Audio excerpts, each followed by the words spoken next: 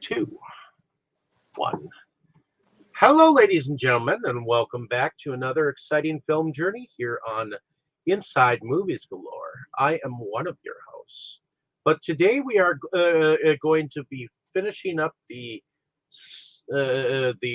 trilogy that we started, and our good buddy Kroll here will tell you exactly what film we decided to go on about. So why don't you go ahead, take it away, and what film did we watch for this week? Kroll? We are watching. I'm talking. We are watching. We watched Star Wars: Return of the Jedi. Came out in 1983. Of course, everyone knows Star Wars. I would hope. Starring Mark Hamill, Harrison Ford, Carrie Fisher, to name a few. James Earl Jones is the voice of Darth Vader. David Prowse is the physical version of Darth Vader. Darth Vader actually, he was in the suit. James Earl Jones was in the suit for the first two movies, but they decided that when they took the mask off, that they needed to change the actor out. That was back before they decided that it's okay that people are adopted or whatever. Yeah, I was going to say, like they do these days. I was going to say, did they not see the obvious resemblance between James Earl Jones and Mark Hamill and Carrie Fisher? I mean, exactly. They look just like father, son, and brother and sister. I just did a spoiler, didn't I? Oops. Oh shit! We didn't even know that yet. Yeah. If you haven't seen Return of the Jedi, guys, go crawl back under the rock and go watch it, and then come back to the podcast, because there'll be spoilers. I'm not gonna do blow by blow description, but yeah, it's still gonna be spoilers. Actually, no. Well, okay, yeah. We found out that Darth Vader is Luke's father. And then, of course, early in this movie, you find out there's his sister. And then find out who. Well, Luke figures it out. And Leia figures it out, which I'll get to that line that she says, and the reaction I had when I saw it at 10, and the reaction I've had probably every time since, including tonight. I always think the same thing. And we'll definitely touch upon that when we get there, towards the end of the discussion. Okay, so we start off with our crawl. We've all discussed how we enjoy the crawl, and it's an amazing, important part of the movie, just as the rest of the movie is. And as well as the music, the beginning opening music is the same for the three movies, also the three prequels as well. I mean, why change it? It worked perfectly. They did change it for Rogue One, but that was supposed to be a solo movie, so I guess I'll forgive them, kinda. Still missed it, still expecting it, but so we had the opening crawl, and then we go into the movie where we see C-3PO and R2-D2, starting with them again, and they're up at going to this back on Tatooine in the desert. This time, not lost out there. They're going to this gigantic building, Jabba's palace, and unbeknownst to 3PO, they're going to be giving themselves over as a gift. And actually, when 3PO finds out, he tells R2 that he's playing the wrong message. There has to be a mistake. And then a little later, he says he never said that he was displeased with his service or anything. He doesn't understand why it was given away. Of course, R2 was in on the plan, because R2 can keep his mouth shut, unlike C-3PO, who just cannot keep a secret. So, And of course, the big secret is Lando was already there in place. Leia came there, and brought Luke Chewbacca in and asked for a high price, higher than what Jabba wanted to pay, and then threatened everyone with a thermal detonator. And Jabba just laughs because he's like, "Yeah, this bounty hunter's not gonna blow up, but I like his style, so it's worth me to pay a little bit more." He doesn't give him what the bounty hunter asked, but he offers enough for the bounty hunter to close it down. Of course, the bounty hunter is none other than our Princess Leia, and in her Bush outfit. That's Bouschh, I believe is how you spell the name. Real quick. You didn't do first impressions, did you? Yeah, no, I didn't. So now we'll turn around and do first impressions because we kind of skipped that, or at least I did because I'm the host. So oh well. So we're gonna go over to Snopes. Whoever the hell Snopes is. Oh, yeah. Well, I believe I'm not sure when I first saw Return of the Jedi, but Return of the Jedi is ultimately my favorite of the three, of the original three, and Me too. I also think that it is my favorite of the series. So, Second favorite for me. oh, I would have to say the overall series. Yes, this Yeah, I was, know. I'm saying second overall for me. but I fairly enjoy this one. I mean, it got some interestingly cute creatures that show up, and I do think that one of the biggest things of this movie was seeing um, Princess Leia in that leotard, um, or shall I say bra and panties outfit. Um, and Or maybe you should say leotard.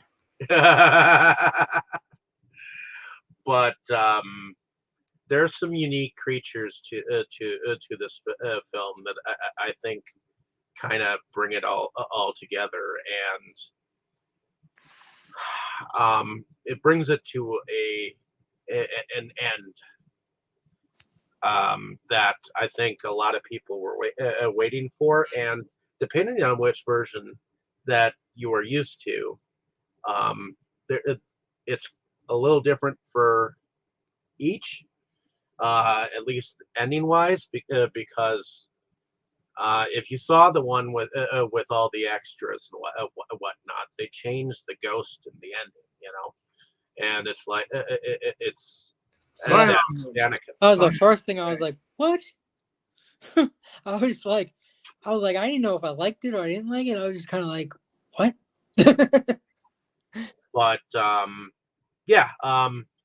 That being said, I enjoyed watching this film again, and I enjoyed the characters. And I think it was an interesting end to the storyline. So, and I enjoy it. So, All right. You done now with your first impression? yeah, I think so for right now. Alrighty. Moving on to Tammy or Moosling. First impression? I'm not sure when I saw this the first time either. Like I said, the one that I remember the first time I saw it was Empire, of course, you know. So I don't remember when I saw the other ones. Um, I thought it was pretty decent, I guess. I liked, the new characters, the Ewoks in it. I thought they were a lot of fun. Um, just, it was nice to see that Luke had had somewhat matured, grown up a bit. So, and I thought the storyline was decent. Characters were decent. Effects. So it was fun to watch. I didn't mind rewatching it again. So don't want to say too much more about things till we like get into the movie, but it was fun.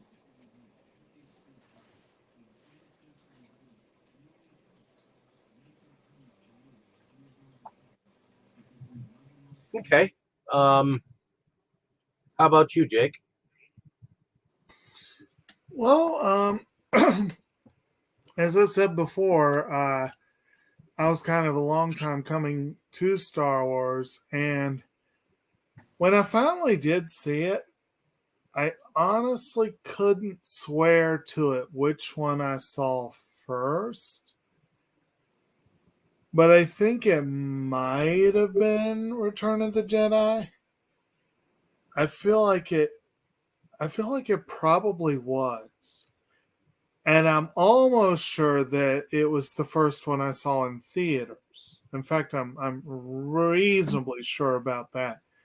Because if I'm remembering correctly, I think they re-released all three of them in the run-up to The Phantom Menace or somewhere thereabouts. And I remember a friend of the family took my brothers and I with his kids, and we went and saw Jedi. And that was, I really don't think that was the first time I saw a Star Wars movie, but it was, I'm almost certain, the first one I saw in theaters. And it's still the only one of the original three I saw in theaters. Now, of course, it was not the OG version. I think Lucas had already started mucking with the print at that point.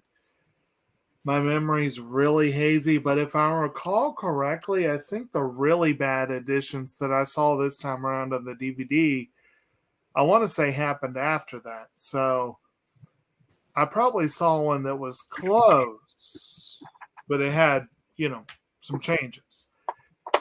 I don't know how many times these have gone through changes over the years. But anyway, Jedi has always been a lot of fun for me. I feel like the whole series is so episodic that it really is the first trilogy. If you cut off the overly corny, cheesy ending of the first movie, and maybe even if you do keep it in as sort of like a filler episode, it almost comes off like a mini series where you have probably 6 or 7 episodes really as you're going along. And Jedi is no exception. It has a couple of different, you start off with the whole rescue Han from Jabba, and then they got the Forest Moon on Endor. It takes over most of the film. And it definitely got some different beats to it, different paces. Just like the others, I have trouble rating it as an individual film. And why is this echoing so badly? I don't know what's going on. But basically, it's a fun movie. It's interesting. It is a little flawed.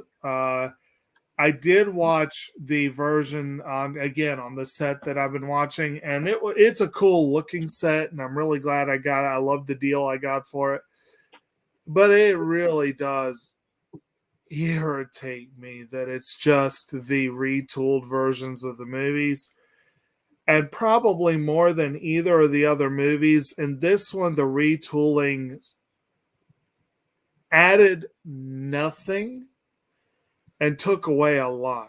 The CG sticks out like a sore thumb. Adding Anakin at the end, it's like we already had Hayden Christensen ruining 2 of the Star Wars movies. Why do you need to put him in one of the original ones? I mean, I don't get it. I mean, I get why they Tell did us how you really feel. If we do cover the original trilogy, I will have things to say on what he did. This is the original trilogy. You mean the prequels? Sorry. Yes. No. I'm going to get yelled at now. Uh, Yeah, don't you dare the call this supposed first trilogy. Actually, we just had Star Wars Day at the library, and we were working on a wall of memes for it. And one of the ones I found was why do episodes 4, 5, and 6 come before 1, 2, and 3? Because in charge of planning Yoda was. I just found that amusing. But anyway, there were a lot of amusing memes that we found. But it's yeah, it's kind of like I was with the other ones. I have mixed feelings about all the movies, but I really do. I feel like I enjoy them more with repeat viewings. They really are kind of cinematic comfort food.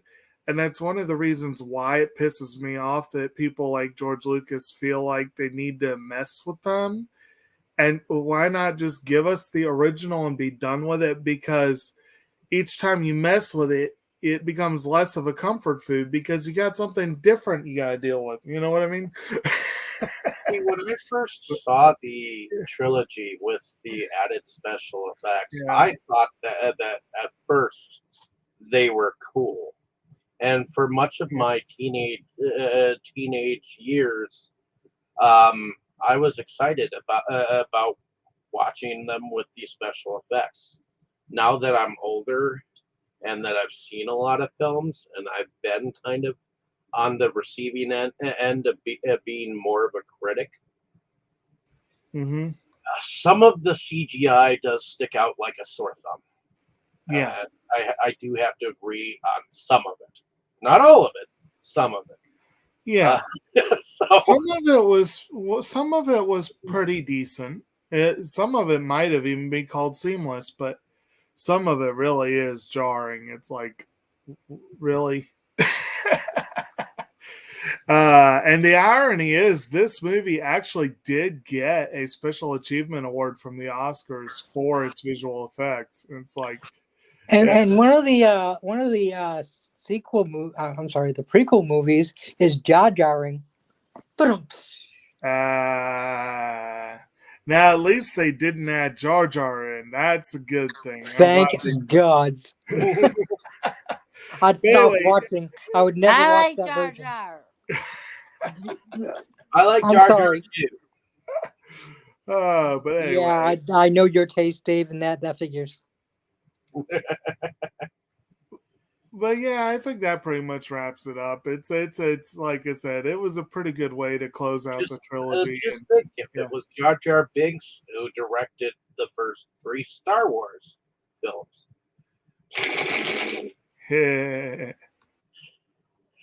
But in any case, Kroll, why don't you bring us back into the where we were?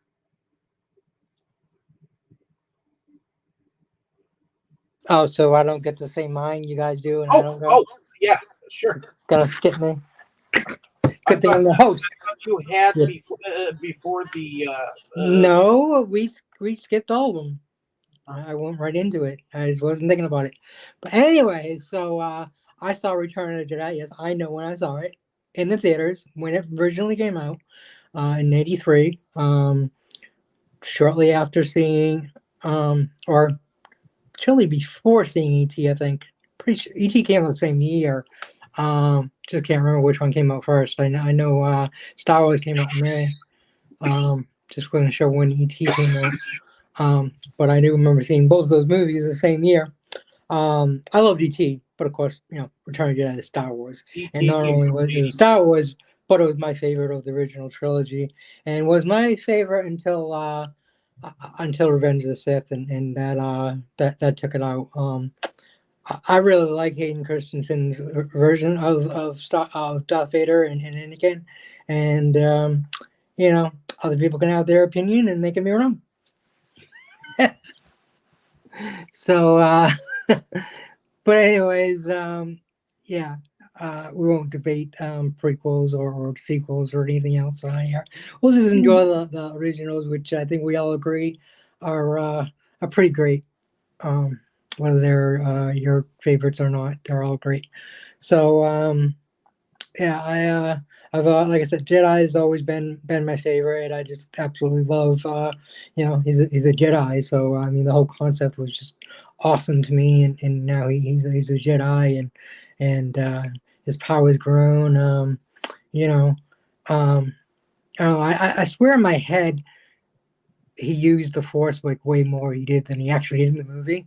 Um, in my imagination, he certainly did when I played toys and stuff when I was a kid. But you know, uh, I think that's probably why I like Revenge of the Sith more. It's just because of all the lightsaber duels and everything. But yeah. Now, Luke is still an awesome character, and I love Luke. But I gotta hand it to Han. He has stayed steady throughout the three movies. He hasn't really changed, which some people think, oh, change is good, and change can be good. But he's just that steady character, funny, unapologetic of who he is. He is who he is. He always is Han Solo. He's always that roguish smuggler that we fell in love with in the first movie, and he was throughout the three movies. And originally he wanted to die instead of being brought back when he got put into the carbonite, and George Lucas talked him into coming back. And I'm so glad he did, because yeah, I mean, we this movie would not be what it is without him. I mean, it would still be a decent movie, I guess, but Han Solo just brings so much soul and heart to the movie. Really does. He's a great character. He's just hilarious. He's got some great lines, and he's funny without being laugh out loud funny per se. It's more subtle things he says, but just maybe I didn't get quite as much as when I was a kid, but definitely as I got older, I got the jokes more. And he's just a great character. So really glad that he decided to come back, and then didn't kill him in this movie either. When they finally do kill him later, I won't talk about it, but I expected it. So I still yelled no, but I still expected it. So that being said, let's continue on to our journey. So yeah, the droids are being given to Jabba. Leia's there. She tries to get Han out of she does get him out of the carbonite. He thaws. He's blind. And he asks who she is because she's still wearing the suit. And then she takes off the mask and says, "Someone who loves you very much." And Han's like, "Leia," he knows her voice anywhere. And if he had said another girl, I'm sure she would have probably dropped him down and left. Well, before that happens, she brings Chewbacca and tries to bargain. Yeah, I already said that. Okay. I don't know where you were, but I already said that. And yeah, so what do we think about that scene? And and then of course right afterwards, Jabba starts laughing, and the whole thing lights up, and Jabba and everyone's there. So he wasn't fooled that she was a bounty hunter bringing in Chewbacca, and he just kind of realized, Jabba's just he's not stupid. First, he didn't know about Lando, but he knew the droids. He's like, okay, first these droids are given, and then all of a sudden, this bounty hunter shows up with Chewbacca after they've been chasing for Chewbacca for years, years or at least months. I'm not sure exactly how long it was between the two movies or whatever, but just seems to us a coincidence. So he definitely was prepared and set it up. So, but what do you any thoughts on that scene there, Dave? Yeah. The biggest thing that I could say about something that happens, in this whole entire scene and in Jabba the Hutt's like lair and whatnot, is that fucking song that they came up with and the new characters. I'm sorry, I'm not a fan of it. It's it was not needed. Yeah. I mean, it was something that you would have expected, as background music in like the Star Wars cantina, I, on the other hand, really enjoyed it. So, oh well. I would say the music itself I found entertaining, but this was an example where the CG got really jarring because you do have the original band from the original movie still there, but you also have these clearly CG characters, including the lead singer, and it just does not mesh well at all. And it was like, yeah, it was, the sound was pretty fun, but visually it was kind of jarring, and it was obviously something that was added in. I agree with you there, and I was just not a fan of it. Even when I was a teenager watching it, I was like, "What the hell? They ruined it." But that being said, I do like the setup to the us knowing that there is a creature underneath the flooring. To the We haven't gotten there yet. to the setup of before Luke arrives, and I do like how they portray Han Solo um, being uncarbonated, um, as far as the effects of that go. Although I am somewhat reminded, Sound like a soda. I am somewhat reminded of the ending of Beauty and the Beast, the animation, just a little bit when the Beast gets transformed back into a human, just a little bit. But that being said, I do think that it was a pretty cool effect to bring him back. So, as far as the droids being given, I do like the fact that R2 is the one that was given all the plans, and C3PO was kind of like, "What are you trying to do? You're playing the wrong message," that kind of thing. So, um, and yeah, I do like the dance that one female creature does before she gets like. Yeah, I don't even know why Java killed her, but yeah, it was just like, wow, she had a nice sexy dance, and He didn't like everything. the dancing. Evidently, she wasn't satisfying enough. He killed her because he's a capricious and heartless bastard, and that is Well, I know that. why. I actually love a little side note is I read in the books of about the sister or cousin, I think the sister of the dancing girl. She's like in the storyline. She actually creates this thing called the Diversity League, basically of all the opposite of the Empire. It's like all non-humans, and basically not everyone in it, but lots of people in it don't like humans and are against humans. It was she ended up being a villain, but a different kind of villain. Very interesting story in it, and at one point even Han and Leia's kids' best friend was in it in the diversity club diversity thing before he realized exactly how bad it was. He was a Wookiee. But anyways, back to this. Tammy, any thoughts?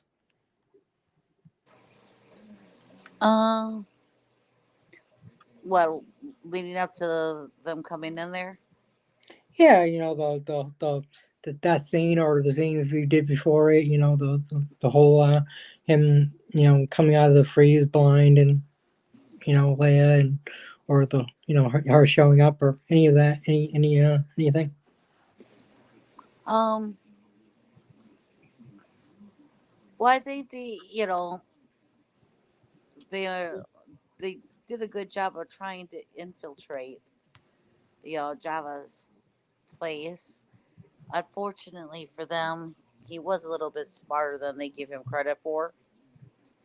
So, because he figured it out, because as soon as Hans got unthawed, Java shows up, so obviously he knew something was up. So,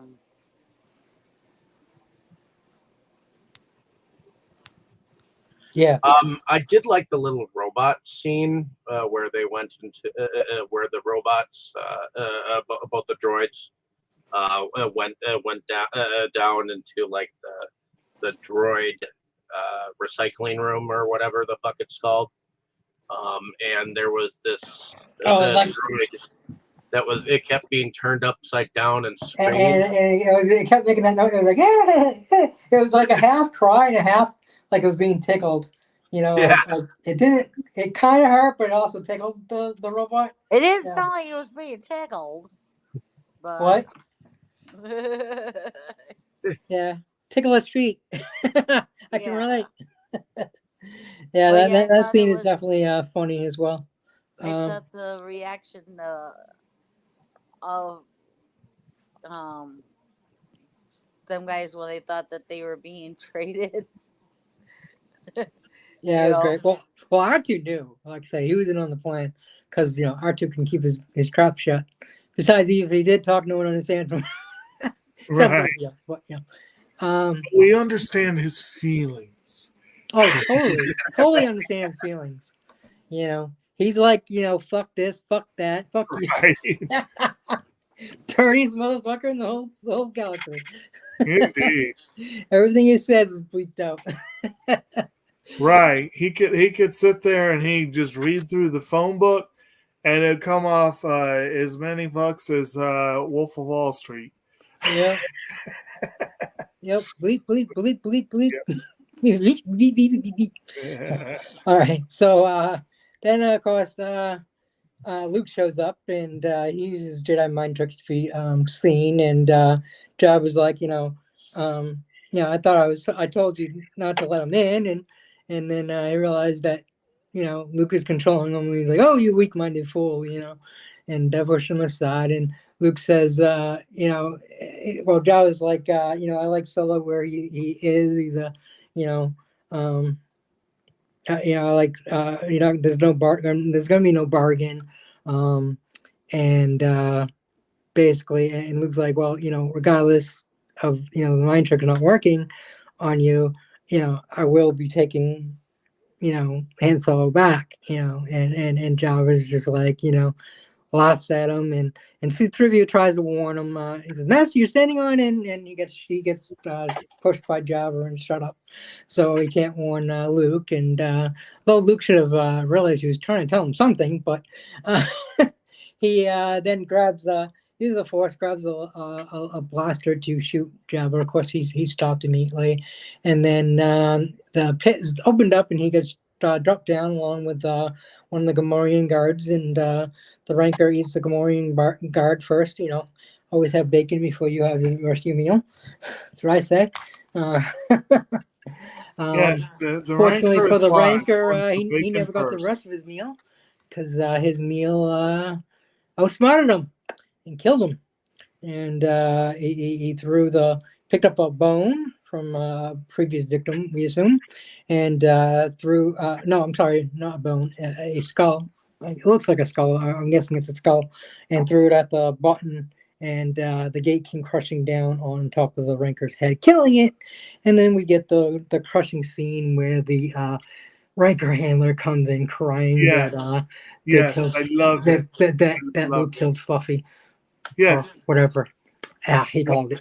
But we like to call it Fluffy because that's a name for a Ranker. I think Fluffy is a perfect name.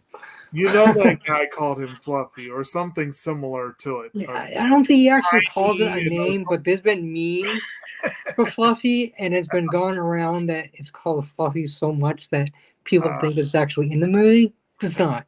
But it is great. I do enjoy it, so I do like it myself. Minds think alike. Then I just pulled that out of thin air. But anyway, yeah, it's been around. Yeah, been around. But yes, and, that guy's expression is utter despair. Yep. I don't know why. I don't know why it warmed my heart, but it did. It did. It made me feel bad for him. Not so much the Rancor, but made me feel bad for him that he lost his pet. You know. But of course, we couldn't add our Luke Skywalker being killed by the Rancor, and you know, so now they decide that you know, they're gonna all die, and Jabba's gonna kill them all, and he's like, you know what, you know what, you know, I'm glad we're dying now. I don't like waiting. Rather have a quick death.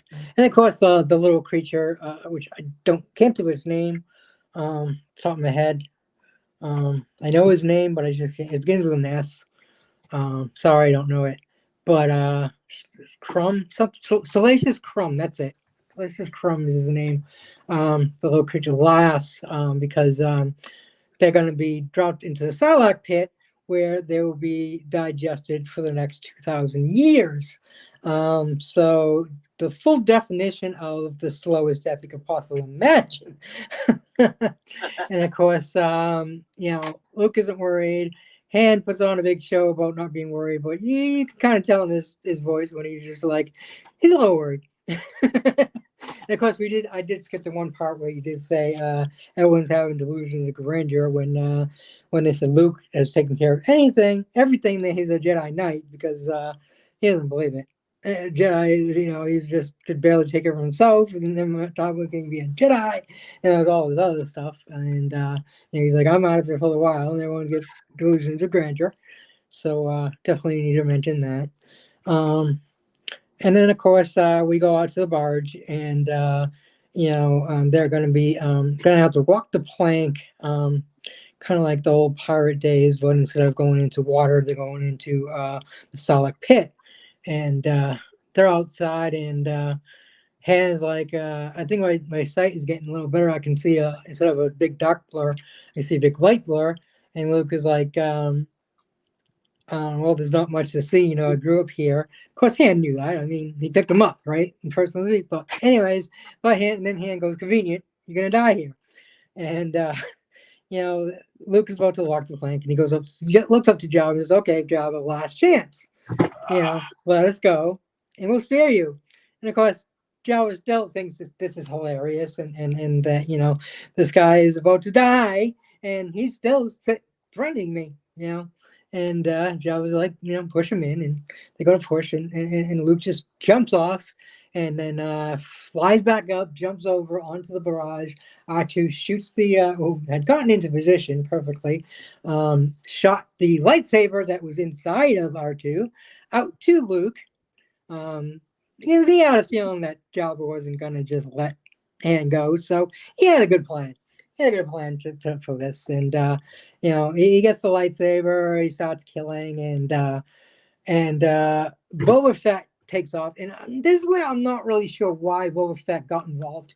He's a bounty hunter. Unless Jabba has him on retainer to always do jobs for him, it goes against his character to get involved. Why would he care who wins or who loses the fight? He's a bounty hunter. So that's just my little quirk on that, you know, going by what bounty hunters are, he shouldn't have gotten involved. But he does. And of course, you know, that kind of has like a contract with Jabba where he just sort of hangs out at the palace a lot. Yeah, that's what I'm thinking, Moss, but it's just not said.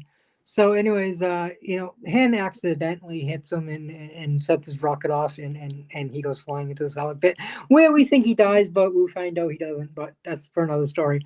Since Dustin is now here, why don't we go to your first impressions? Well, similar to the first two Star Wars movies, I saw this when I was very little. The difference with Return of the Jedi, though, was Star Wars itself and Empire Strikes Back were on the same like recorded tape my dad had made. But for some reason, he didn't have Return of the Jedi, so we would have to rent this each time I wanted to see it, which was often. It was usually easier to just play Super Return of the Jedi. I think my dad bought me that first. And that's what I did for quite a while until the 97 or so special edition tapes came out. And when that happened, I picked up that box set pretty much as quickly as we could. And I watched Return of the Jedi so many times, the tape actually broke. Like the like the tape part of the tape like frayed, like it had been played so much. I have seen this quite a lot of times, and it was always my favorite one. I mean, when I got older and smarter, I appreciated The Empire Strikes Back a lot more in terms of just how that works like as a film. But I thought this was fantastic. Like I love this. Like I used to really like that the first third or so, like the whole Jabba's palace sequence. Like I thought that was just such a cool like rescue, and the stuff with the monsters in pits. Like it was just really attractive to me. And for a while, I used to like doing dioramas with figures. Like I would make like vehicles and backdrops out of cardboard, and I never really finished it before becoming a teenager got in the way. But I used to have a diorama that I was making for this particular scene, like the Sarlacc pit battle. So I had hover skiffs made out of cardboard that actually looked pretty good for being mostly two-dimensional. And I had like the figures like arranged on them. I would kind of scavenge whatever I could for parts for this. So I think I actually had one of those like taxidermied alligator heads that you get in junk shops in Florida. I think that was my Sarlacc monster beak. And I had found Jabba's throne from like an 80s version of the toy at some garage sale. And there was a new Jabba figure from episode 1, which had somewhat recently come out at the time. Like that was the last piece of the display that I used. So I had like Jabba on top of that. And I even had like, I took a little like screw hook and screwed that into the wall. And I even had like a little rope that that the figures could swing to the skiffs from, because Jabba's like large interior setting was on a shelf kind of high above it. So I used to put a lot of effort into that kind of stuff. So that's really where most of my memories of Return of the Jedi come from, just remembering that sequence and just replaying that mission like over and over in the Super NES game. So yeah, it was pretty big in my mind for many years. So, and a lot of people, I was surprised to find out that a lot of people don't think Return of the Jedi is like a good movie. Like there's been some talk I've seen where people are like, "Oh, Return of the Jedi was like a bad ending to it," and it's like, are you kidding me? This is like the perfect ending to it. I mean, granted, some of the changes have really kind of fucked it up. Like, especially with Darth Vader's like, no, like that is really bad, and whoever did that should be fired, possibly burned at the stake. But I think a lot of the special edition stuff is okay, though. How about a Sarlacc pit? The Sarlacc pit looks better. I mean, I think it works as just. I mean, like for the person that did the no. What? Well, yeah, I don't know. I used to read a lot of the Star Wars books, and the books would fill in things that George Lucas kind of left open. So when you're eaten by the Sarlacc, I mean, yeah, you're being eaten, but it basically assimilates your consciousness into itself. Like, it can talk to you, and you can talk to it. Like there was in the Tales series of short stories, some of the Boba Fett ones take place inside like the Sarlacc, where he's like just discussing like things with it and kind of probing the memories of the other people it's absorbed. I guess I remember when I watched Return of the Jedi, the Sarlacc being like this big mouth of teeth. And then in the updated version, it was also Audrey 2 on top of that. So it was really just adding like a little beaked mouth. Like it didn't look too egregious to me, although I do kind of wonder, like, can the beak retract? Like, what if you fell in, like, up against the side of the beak? Could it just not get you? So, maybe a bit of a flaw. I think it was in sophomore year, we had to do, like, an art project where we would pick something and make it out of clay. And I made, like, a little Sarlacc monster. Like, I made the beak. I made, like, the tube with the teeth. I I had quite a few tentacles. The tentacles were really challenging because they're kind of brittle by their nature. The final thing ended up looking pretty good. I still remember like some of like the, low IQ students. It's like, oh, you're making toys for yourself, because the beak looked a little weird, like outside of the rest of the thing. But when the thing was finished, even those guys were like, wow, that looks really good. So I ended up breaking it though. Like I was reaching for something. It was on the computer desk. We were using it as like a pencil holder, and one of the tentacles caught my sleeve and it fell and broke. And I was like, damn it! After all that, but yeah, I'm surprised some people say that this is the bad movie that ruined Star Wars. Because apparently that's a very ancient opinion, which is just the quaintest thing you've ever heard in context of today. Like I was in an argument on Twitter earlier. People were like, does anybody even remember this movie? And they were talking about like Solo. And I was like, Solo was the one that was okay.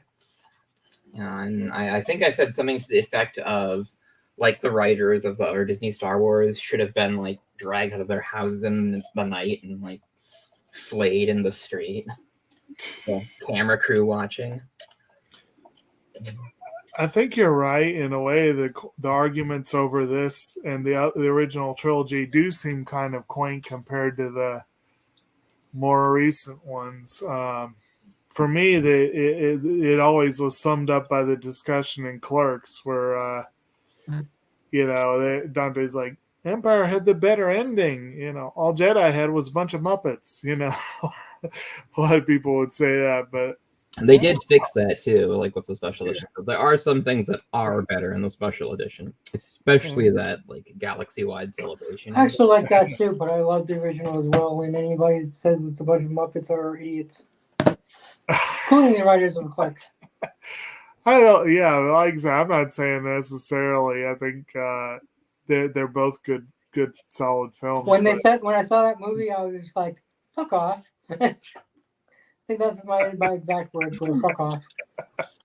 Yeah, it was strange to me. It's like, how are they destroyed by teddy bears? And it's just like the most like minimum IQ, stupid bro like conversation you can have. Like it's like, who would win in a zombie apocalypse? It's like the most like hack, like, stupid person thinking they're smart thing to discuss. So a lot of, I guess the point of that little rant is a lot of the criticisms of Return of the Jedi are like absolute bullshit nonsense to me.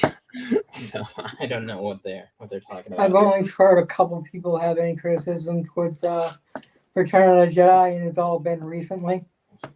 Never in the 40 plus years. Never in all this time, until recently has anyone ever said anything bad about Return of the Jedi.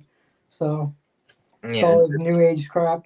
It's all not new age, but I don't know, Gen Z or whatever. Yeah, That's my opinion. Because, like I said, it's never an issue with Return of the Jedi ever. More of a, I like this thing because it's trendy and like popular in the culture right now, kind of like viewer versus the people who actually like the thing and know more than like the bare minimum about it. It's pretty much what I think it boils down to. Because when it comes to like the Star Wars sequels, I think that's really what the disconnect is. Like the people who just like to consume entertainment and don't really care about the substance of that entertainment seem to really like the new Star Wars sequels. And the people who knew really anything more than like just like the first three movies tended to really not like the Star Wars sequels. And I mean, I definitely don't fit into those categories. Mm-hmm. I enjoyed the first and third. Like, I mean, when I say, oh, the writer of Force Awakens should be tortured to death, like in Ryan Johnson should be I'm not kidding. in fucking room Star Wars, but yeah. But anyway, that's a whole. I can't even bring myself to watch any other movie he's directed just because of that. completely Abrams ruined me for watching anything you've done. Well, And I know honestly, people here really like very Knives good. Out. And I heard it was funny, but I just can't be bothered to watch it. It was pretty good, and people just kind of forgot about that. You know, well, he fucking ruined Star Wars, so screw him. Everyone's allowed to make a bad movie. That's a Not discussion Star for Wars. when we talk And you know about what? those It movies. isn't 100% his fault because I will always not- I will not be here no, with it's not all his fault. Yeah, you're right. Kathleen fucking Kennedy is in charge. She should have fucking put a stop to it. But she's a cunt and an idiot and doesn't know what the fuck she's doing. So, excuse my French, but yeah. Well, I mean, I think she should probably exercise some oversight because I mean, she would. Yeah, she should be have to have fired. been more familiar with the brand and been like. But she never will be because we've been calling for her. Maybe let's spend more than like a week writing this story. She should have put her foot down and done that, but she didn't. So. She should have at least when she screened it been like, okay, that's not believable, or something like that, So, but yeah, and I'm not one of the people who. Some people like to really blame Kathleen Kennedy as like the sole cause of all this stuff with the new movies, but I don't think it's really like her fault beyond just. I think a lot of it's her fault, but no, Ryan Johnson's definitely not have greenlit. Ryan Johnson's a huge influence of why the second sequel movie sucked. So I will not blame it all on Kathleen Kennedy. I think her responsibility is basically just it's like, all right, hit the script. Do you want to read it? It's like, no, I'm sure you did a good job. It's fine. No. Her responsibility is way more than that because she tried to put all kinds of influence on Dave Filoni from Mandalorian and the others, and people said they're gonna walk and like they just would not listen to her, and they refused to listen to her. And that's why the Mandalorian and the other shows are good because they refuse to listen to her. And maybe for many, many years, she was part of great movies, as Mo would say if he was here, because we've had this discussion. And you know what? She was part of a lot of great movies.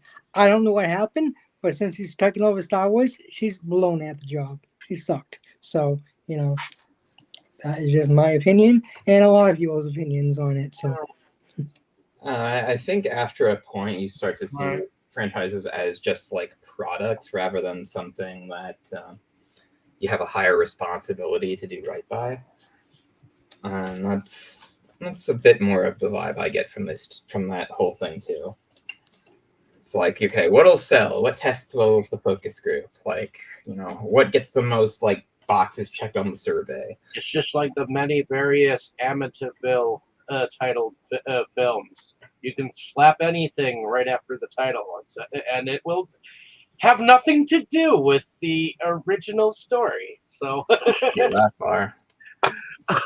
But anyway, let's circle it back. Yep. So yeah, I would have like my little toy lightsaber and pretend to be a Luke, like chopping those guys down on the sail barge. So I was so into this movie, and I have nothing negative I could really think of to say about it, other than to my great shame, when I was in college, I was talking to somebody about Return of the Jedi, and I was like, I wonder, like, maybe there should be like a line there or something when Darth Vader like picks up the Emperor, and like they gave me like a 15-minute like breakdown of like how terrible that would be, and it was like, I guess you're right. And then I saw it actually done like a couple of years later, and I was like, holy shit, I've never been more wrong about anything in my lifetime. It was so bad. Like that really crashes the fucking moment to a halt.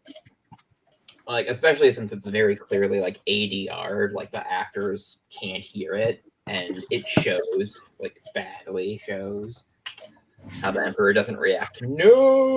Like he doesn't look up like, wait, what? Like he would if that was actually supposed to be part of the scene.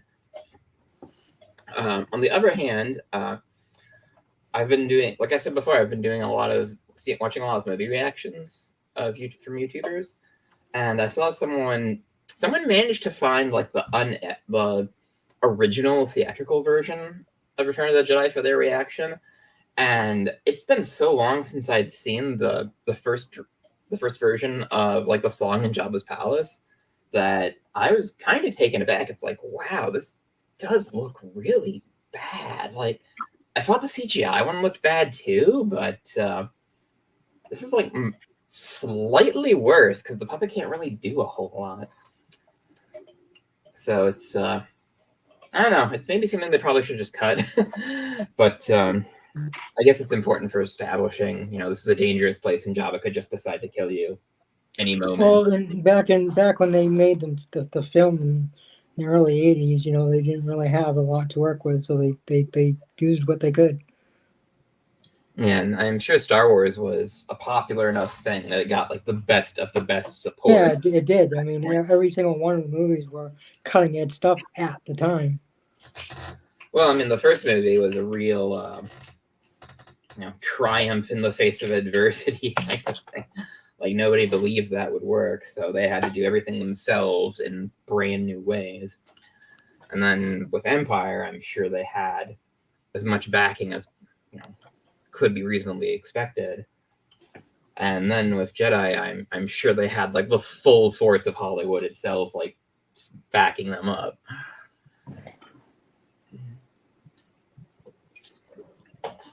So it's not that the effects didn't exist to do it better. I think it's just that it's very clear that that's a puppet. Like the Thing has much better effects, for example, and it's from, granted it's 2 years later, but it's not that different in my opinion. So, but I mean, I will get the special edition. Like that sequence, I think is slightly better, as much as it looks like phony CG. Like the phony puppet is almost more embarrassing. But the Darth Vader No is just such a disaster. Holy crap. And then with the new ones, it's like, oh yeah, Palpatine survived that. And it's like, no, he didn't. You're just pulling this out of your butt. But yeah, I guess that's kind of my breakdown of it overall. And let's get back to the scene-by-scene analysis. Did we talk about the Rancher? All right, so you done with your the Rancor. How did I forget the Rancor? The Rancor was like my favorite toy. Like it was, they put one out in '97, and it was a hard toy to find. But I still have my Power of the Force Rancor. I don't know what happened to the Luke figure it came with, but Rancor ate him. I'm looking at him right now. He's up on my kitchen cabinets, along with. Kind of funny. I used to go to Goodwill a lot after school every day, and I found a newer Rancor figure from. I'm pretty sure it was from the Force Unleashed game because it has like tattooing from that one level where you see them being ridden, and I got that for literally $1. And so I have this twin Rancors, like one's from '97, one's from like 2007, and. Yeah, the Rancor's a really cool animal. I used to have for episode 1 had like a huge push of merchandise of all kinds, and one of the more interesting but best things to come out of it was a game called the Gungan Frontier. It was basically you would build an ecosystem using Star Wars animals. Like you would have to pick, like you would basically get like a barren map, and you would have to pick like plant life, animal life. You would have to have, the right relationships figured out. Like, okay, so you start with green algae as like a base for your food chain. So what in the water eats the green algae? Okay, and then how many? And then, what larger animals? Like the goal was to create an ecosystem that could support like a Gungan settlement, like a city. So you would have to have some animals that are like, okay, this animal is really good for use as food, for being harvested for food. Like, what do we need in the environment to make sure like they thrive? Do we have like a rare predator in the environment? Like, it's good to have something like that so that there's not overpopulation and that the plants don't go extinct. So you need to have some degree of predators. Like, it was very advanced and very involved and very cool. Anyway, so the Rancor was one creature I always had. in my like stock of things that because you would pick from there were about like 50 or so different animals, and you would pick 30 or so of them each map. So you would have to like weigh the positives and negatives of each one.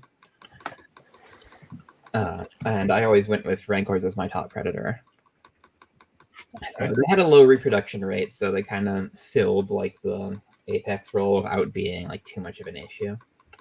So there was like a really funny like almost Easter egg they put in there. Like there was this little mouse jerboa thing called a Tuki. That would be like one of your baseline prey items. They were basically like mice and rats, like where they would fit into an ecosystem.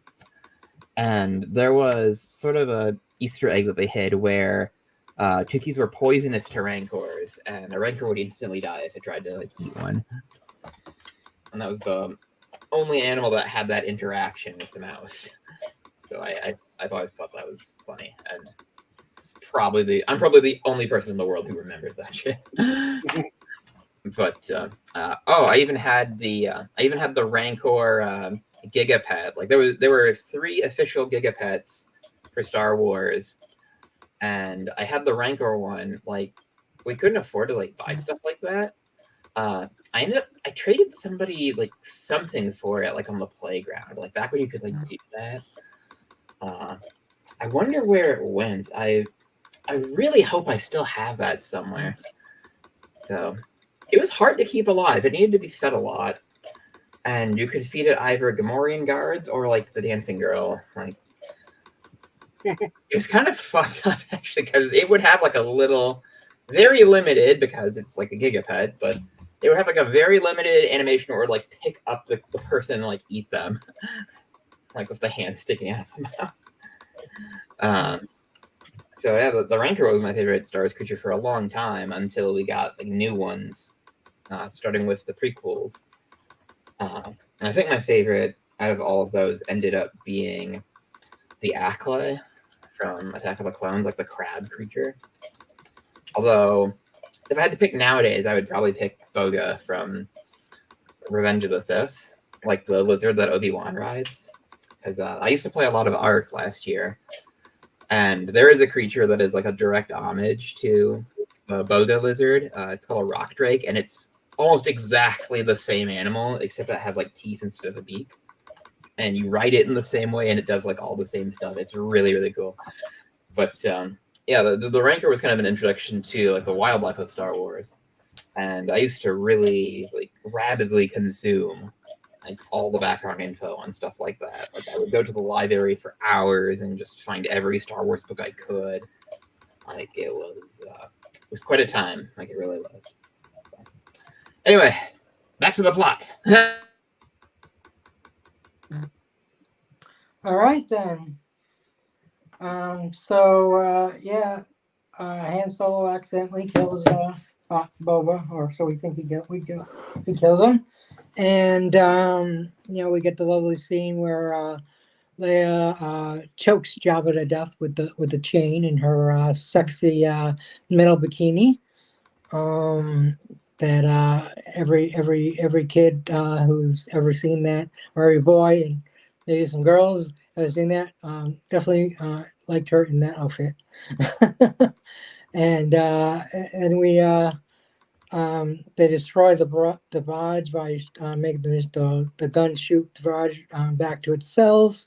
And we had another scene almost like in the original movie where Luke and Leia are swinging again. This time off the barge barge. I mean, the giant barge onto the smaller ones to escape. And of course, R2 and C-3PO were already off because R2 pushed 3PO off and then jumped himself. And Luke said, "Make sure we pick up the droids." And they got the droids and they got the hell out of there. And then they all said, "Okay, we'll be back at command." And Luke got into his X-wing, and much like in Empire, he said, "Well, we're not going to go meet them right away. We're gonna go visit an old friend." And of course, we all know he's talking about Yoda and going back to the Dagobah. And I'm sure One of R2's things he said was, "Fuck, not that place again." Because the last time he got eaten, even though he was thrown back up, he was still eaten. So I'm sure R2 did not have too much fun on Dagobah. Not many places for him to move around in. Lots of climbing and stuff, and he just he can't handle that. So unlike in the prequel movies, he can't fly. So anyways, so they go back to Dagobah, and of course Luke goes to Yoda to finish his training, and Yoda's dying, and Luke's like, you can't die, and he's like, I'm strong in the Force, but 900 years old, you look as good, you will not. He says to Luke, and of course, Luke, there's no way Luke, a human, could ever live that long, even in time where they might be able to push the boundaries. Definitely not 900 years. That's unique to his species and maybe a few others, but yeah. So we find out how old Yoda is in this one. Finally, and of course he's on his deathbed, and looks like asks him, "Is Vader my father?" And he says yes, and then he says, "Told you, Didi," and he said, that's most unfortunate. And it's like, it looks like unfortunate. I know the truth. And he's like, no, unfortunately, you still have to face him. Finish your training, and of course, Luke is like, I can't face him, and then they're like, well, then the Emperor's already won, and they'll talk about there's another, and Luke, he has a sister, and Luke realizes, it's Leia. He figures that out himself. And old Ben says, your emotions, your thoughts, serve you, but the galaxy serve to serve the Emperor, which we actually see that in the fight with Vader, because he lets out his feelings for his friends, and especially for his sister. You gotta mention, he kind of sped from one scene to another. You gotta mention how Yoda says there's another, and then he dies, and that's that's where he leaves it off. And he dies, and then Ben, of course, Luke's first thing isn't, oh, I got a sister. No, his first thing is, Ben, why don't you tell me?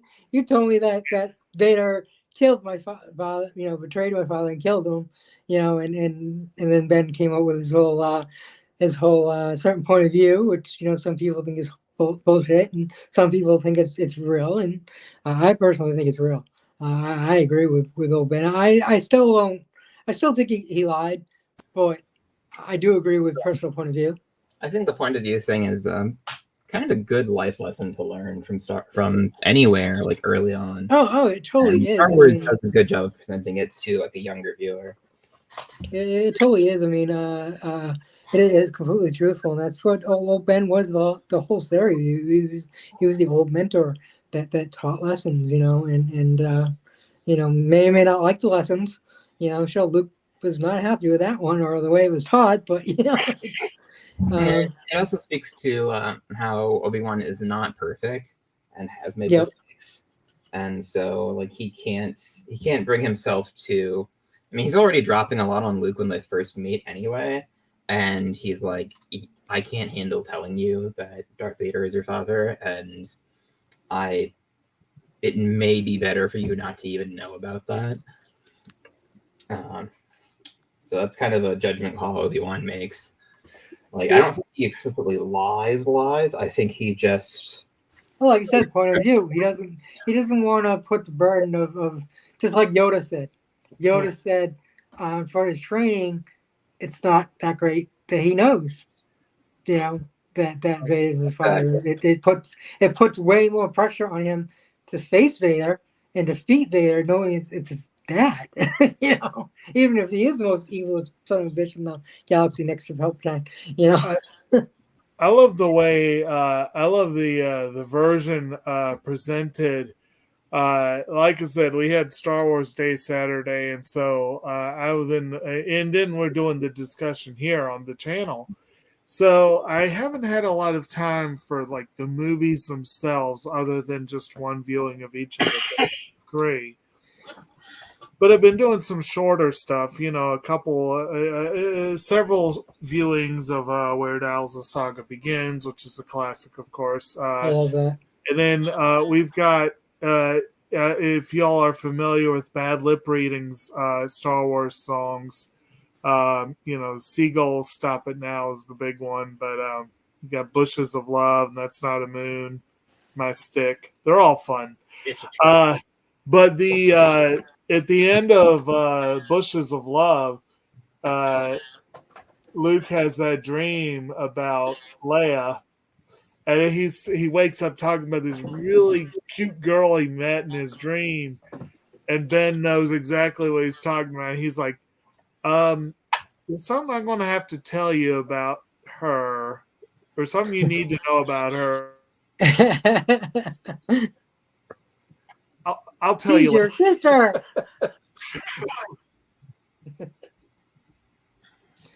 I've always said, at least they never banged.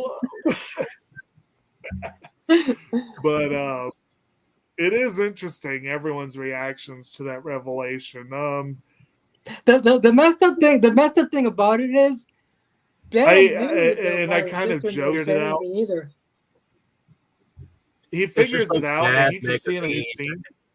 It's just like Matt Magazine and their names that they gave each of the characters.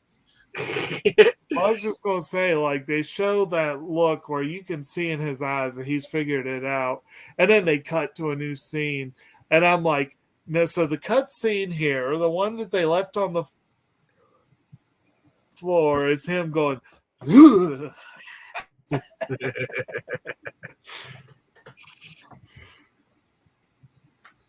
Yeah, I don't buy the story that they knew that Lucas was sure they would be like brother and sister from the start. I think that was something he was probably on the fence about and just decided to go with it between Empire and Jedi.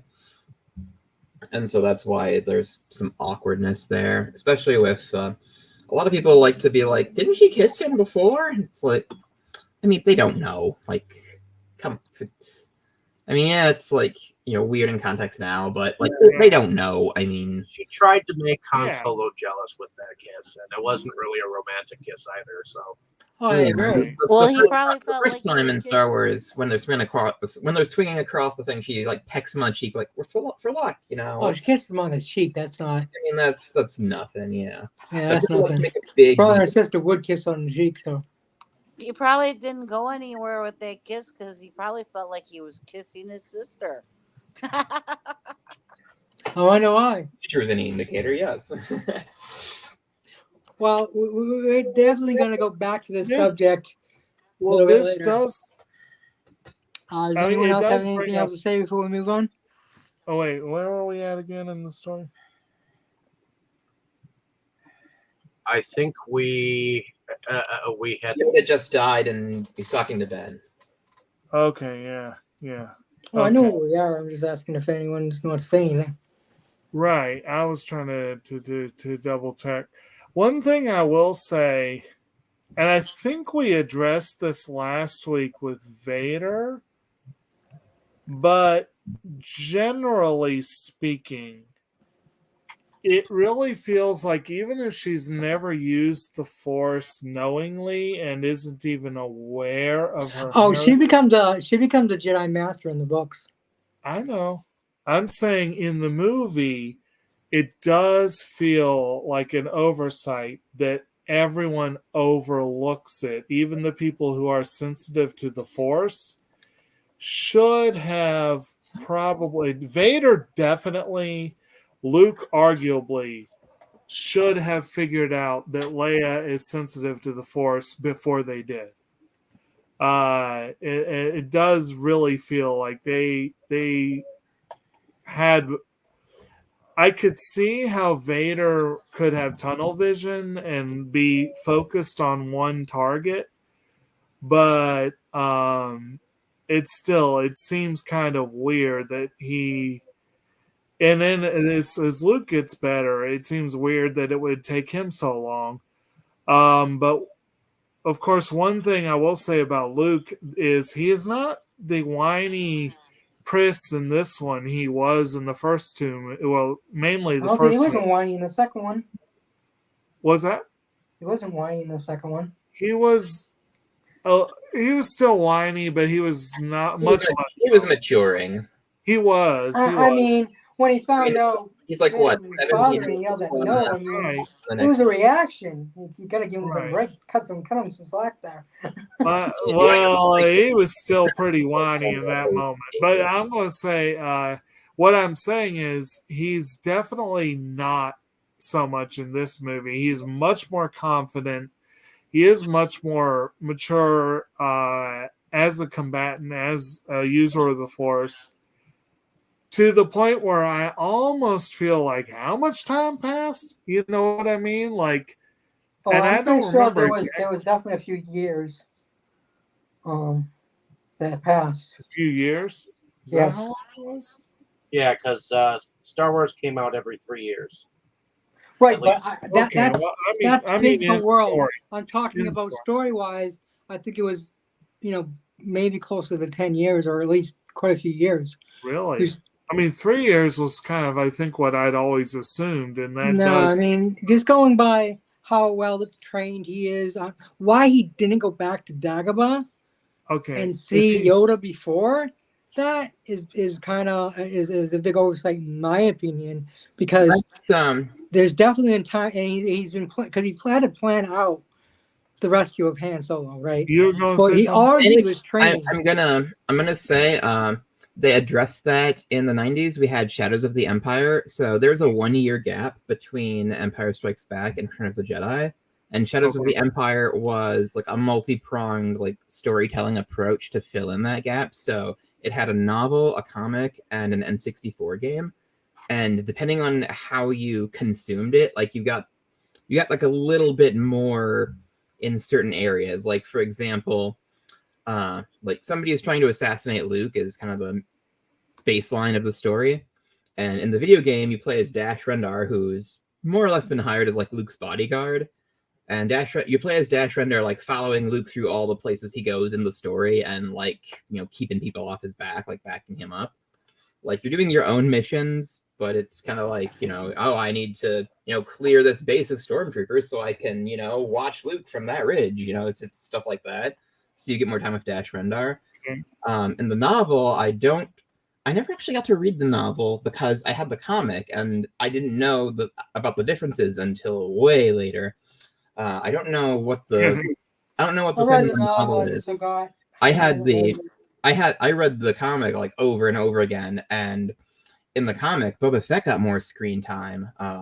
Just how long it took to get Solo to Jabba's palace and actually get paid for it, when basically all the bounty hunters in the scene that the bounty hunters are introduced in Empire, basically all of them have banded together to try to steal Han Solo from Boba Fett. And it's actually a very funny, just all the shit that keeps happening to him. Like at one point, like Boba Fett is just like cursing at Han Solo in Han Solo's direction. It's like, harried, waylaid, hijacked. You've brought nothing but misery. So basically, then we've got two very different reads there.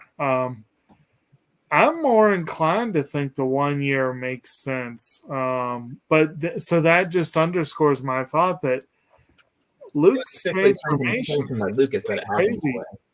What's that? It was officially sanctioned by Lucasfilm that it happened that way. Like it was their idea. It wasn't some other author. I was going to say, it does make it seem pretty crazy that Luke has such a seismic personality shift. And again, I can see a lot of reasons for that. I generally liked his performance better in the third movie. It just at first. Are you talking about sequels or the real story? What's that? Are you I talking think he's talking about Luke in Return in Jedi. Yeah, Return in Jedi. Yeah.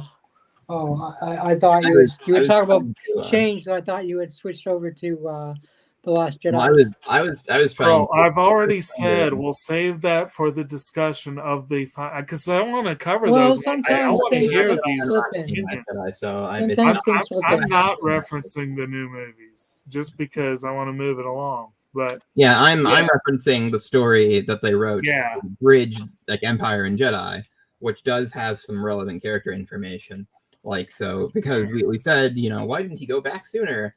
It's like, well, Luke was really, really busy in that year. So first he went to Obi-Wan's hut and he was hiding out there for a little while because a bounty had been placed on him by somebody so Darth Vader has his own bounty for Luke, which is like live capture, bring him in.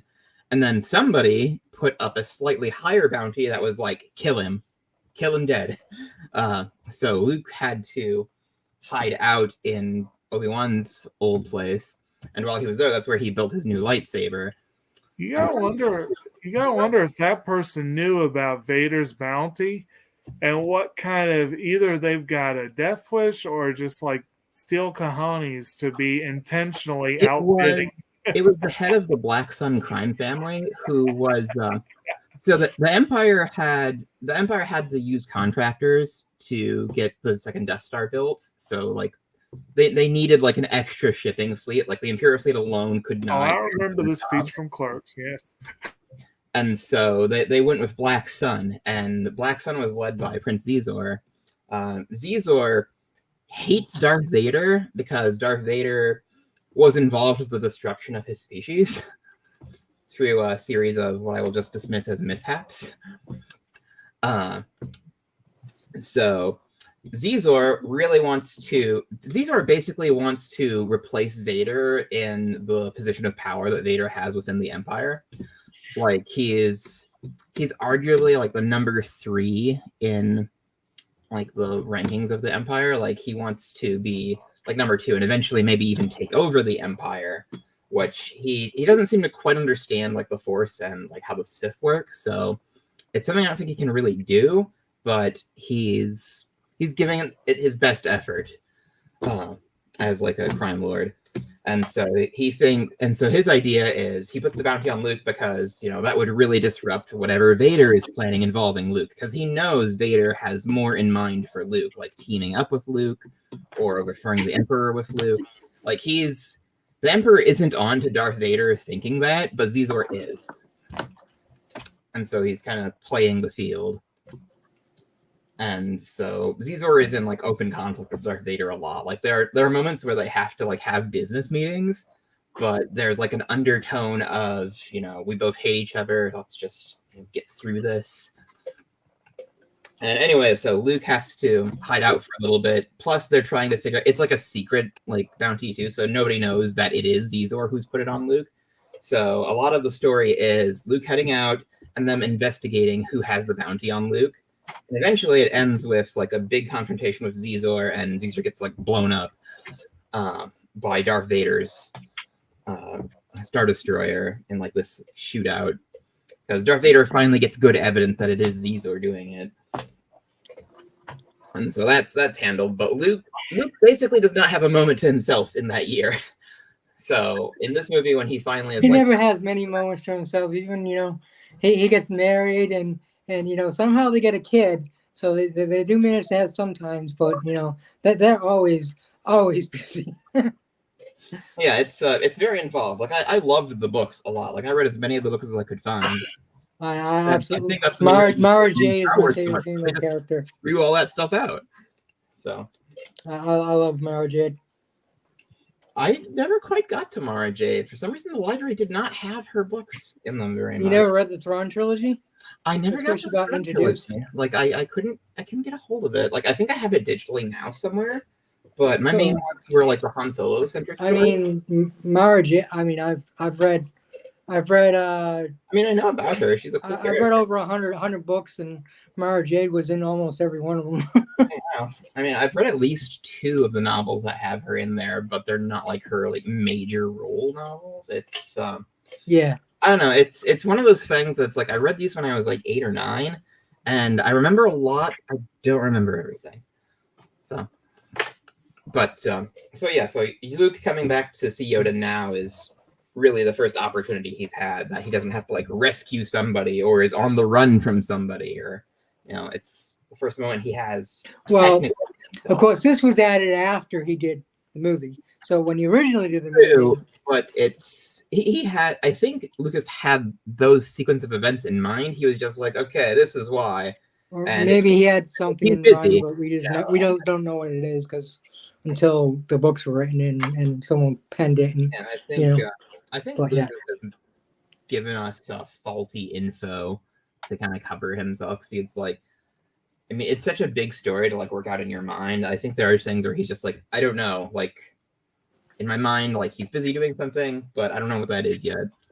And then like backwards. So I think there's a lot of working backwards in the Star Wars series.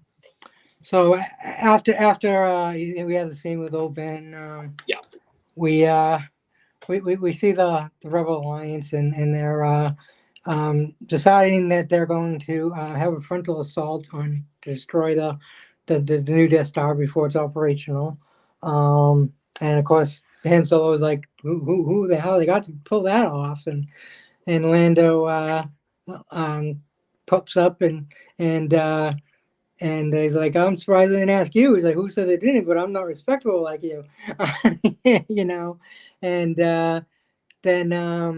then of course they talk about a ground assault to take out the shield, which is even more dangerous.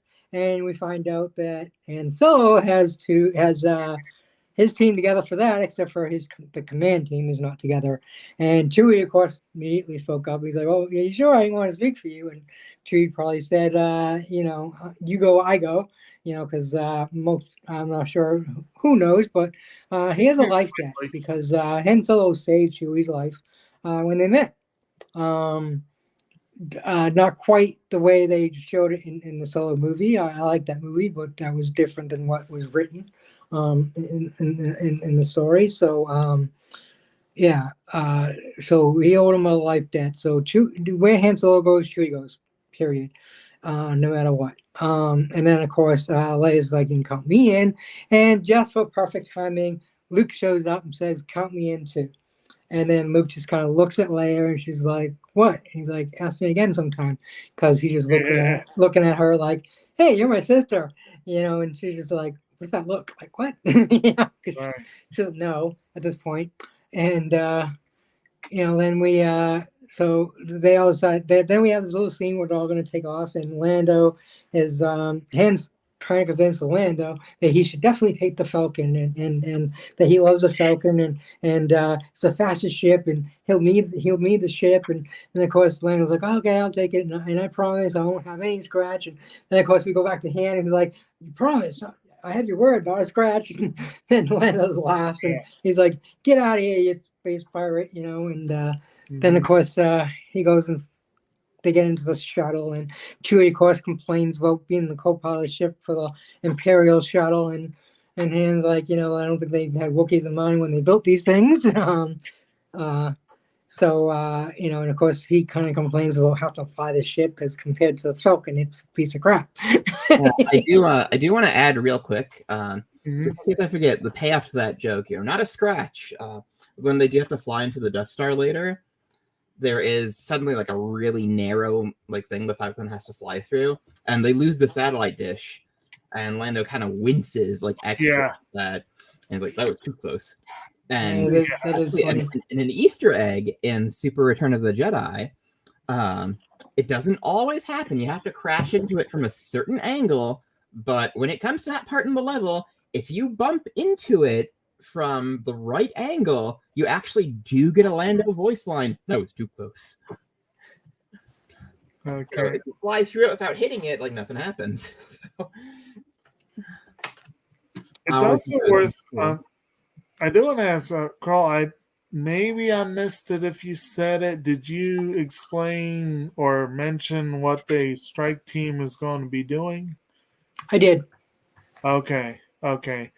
And I said after Han Solo made the joke about Lando doing it, that they said that they're going to have a ground crew go and take down the shield, which is even more dangerous than the other, perceivably. I mean, both are pretty dangerous. the shield protecting the But of course, they construction site. think that the Death Star is not operational, so they Right. think it's not quite as dangerous as it does become. Which But, was what I was going to go to next, because I'm almost sure you did. Because I'm almost sure we have long since had this scene where the Emperor has arrived on the Death Star. Yes. yeah. I Okay. didn't. I actually kind of skipped over that part, but Okay. yeah, for those that there is a fun scene that I will mention about that, because just trying to get through it, not do a complete play-by-play, is Vader shows up, and he's like, I'm here to make sure keep you on track. He's like, I assure you we'll be on schedule. And Vader's like, the Emperor does not share your optimism. And he's like, I assure you we're doing all we can. The men are overworked and blah blah blah. And Vader's like, well, you can tell the Emperor when he arrives. And he's like, turns like completely pale when he hears this, and he's like, the Emperor's coming here. And of course, then Vader says one of the best lines ever. Yes, and he's most pleased, and he's not as forgiven as I am. And this in my head, I would, if I was George Lucas, I would have just popped up a couple scenes of him choking people to death. Because that's what popped in my head, is Vader choking people to death. Like, how is he forgiving at all? And the Emperor is worse. So just stick that into your head for a moment. I absolutely love that. And then he's like, we will double our efforts. A second ago, he's like, they're working as hard as they can. Now, all of a sudden, he's going to double our efforts. And of course, Vader's like, I hope for your sake that they do. You talk about things randomly popping in your head. I'm kind of, I'm thinking of the scene in Spaceballs where Dark Helmet is insisting on ludicrous speed. and Colonel Sanders gets in the radio. Secure all the animals in the zoo. And I can see that guy's voice probably almost went up that same octave when he was like, we'll double our efforts. And it'd be you could see him shitting himself in that scene. So yes, I'll agree, that was pretty amusing. And of course, the Emperor does show up, and we find out that, yes, the weapon system is operational. Well, we don't find that out yet. We find that out yet. Eventually, but I mean, we don't find that out until the Emperor decides to tell Luke to piss him off. Luke tells him everything to piss him off. It works too. Yeah, there are very few things that piss him off in this movie, but a few things work. Yeah. Well, the Emperor is good at doing that. That's what he does. He's such a warm and cuddly character. I mean, I don't see how he would. So, anyways, they land on Endor, and at one point, C-3PO mentions to R2, he says, "And you thought this planet was beautiful," or something like that. And I think Endor is gorgeous. And you said it was pretty here.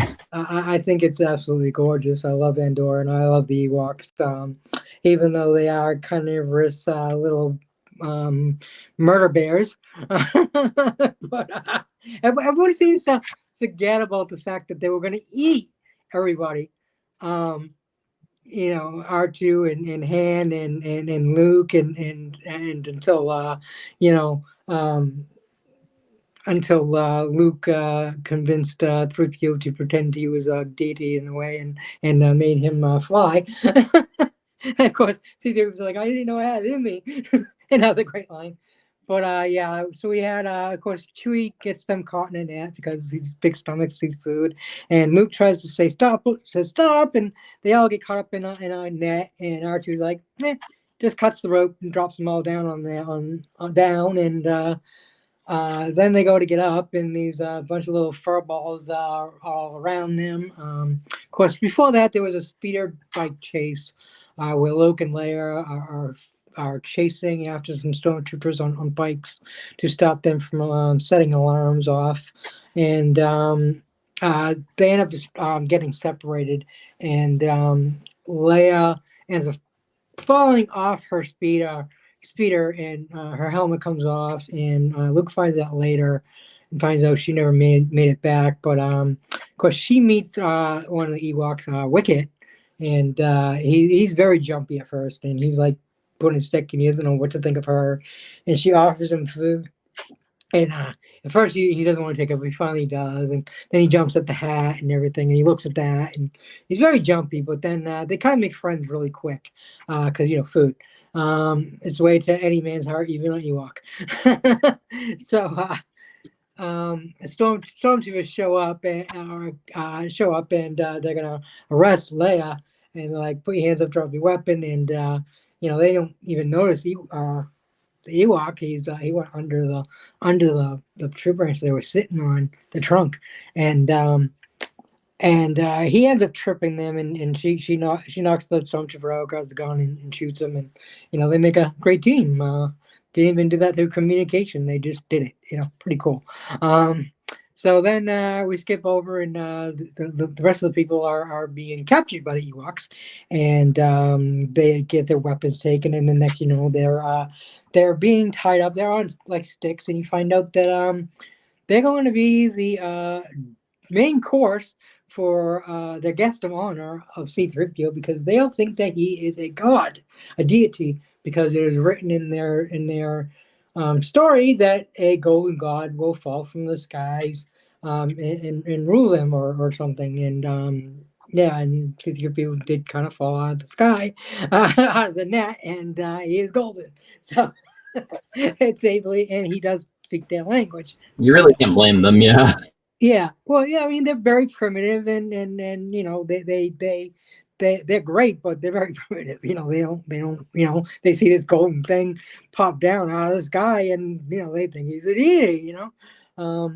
And of course, Luke helps convince them of that by making them fly and stuff. So, and of course, Leia tries to convince them not to eat her friends, because like, but they're my friends, because she kind of got taken right in, and they dressed her and everything, and put clothes on, and and everyone else they want to eat. So I don't know, maybe they like girls and just want to eat guys. I don't know.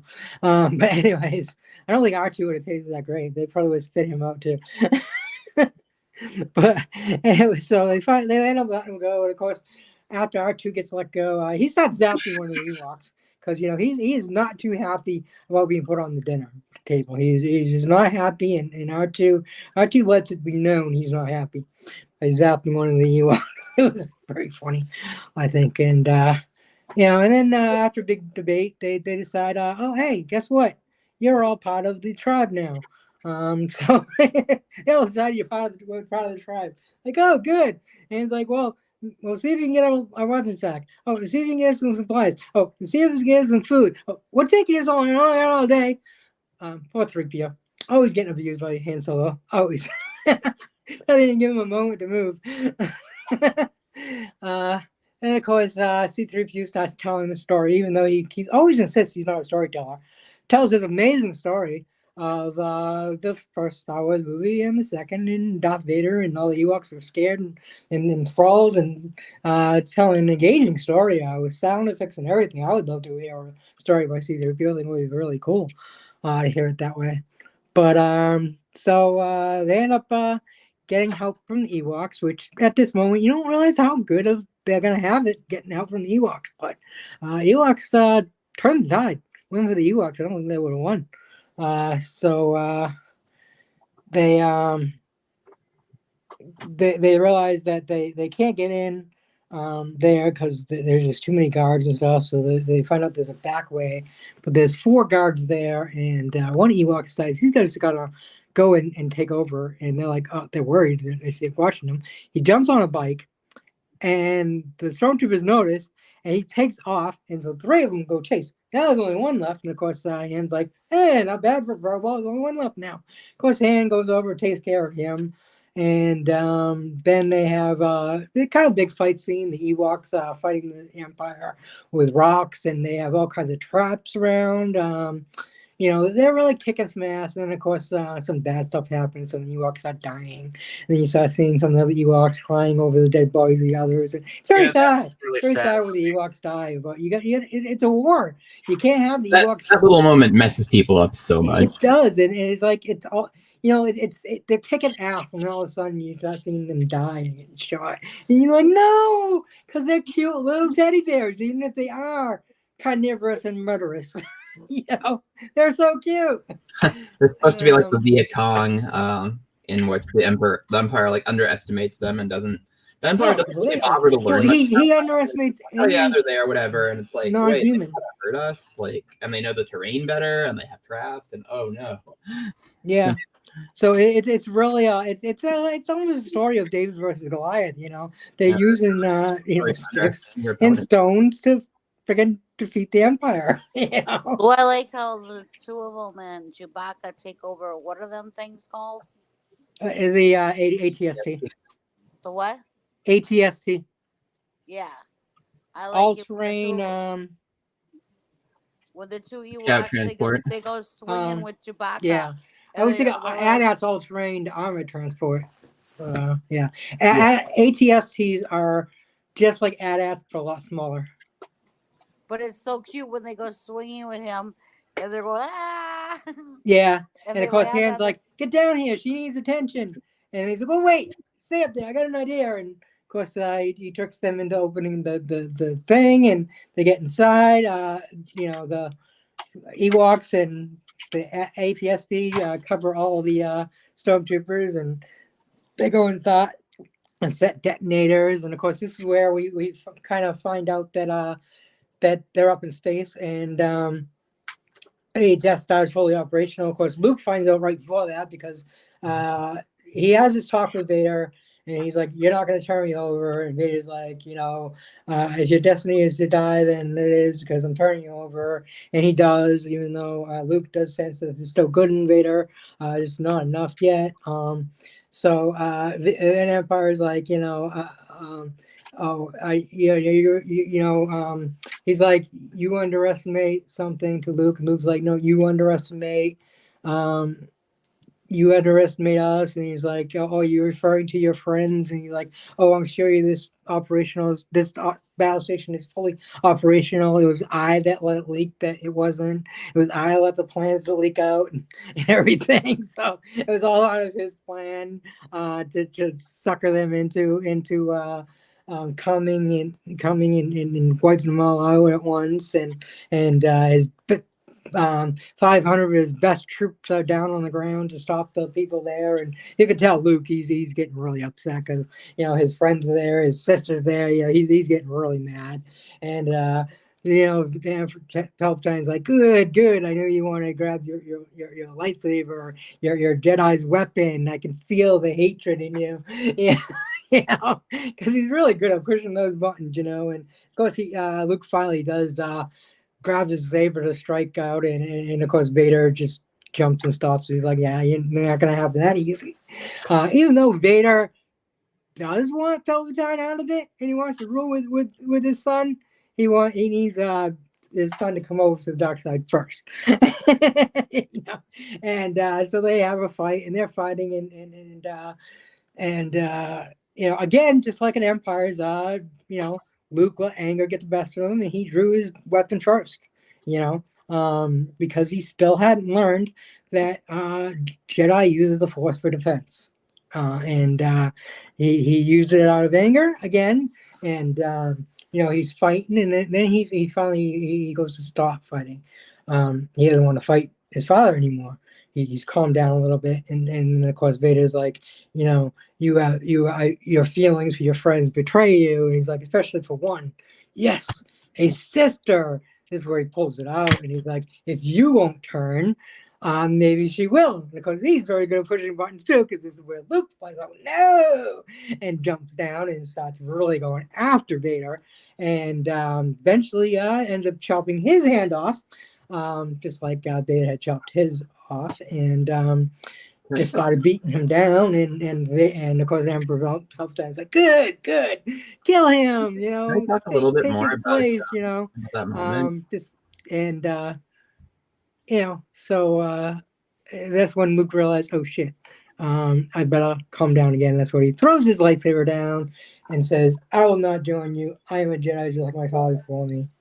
And of course, Palpatine's like, so be a Jedi, die. And starts shocking him with I wanted to. I bolts. just wanted to get some other thoughts on the moments like leading up to like Luke defeating Vader.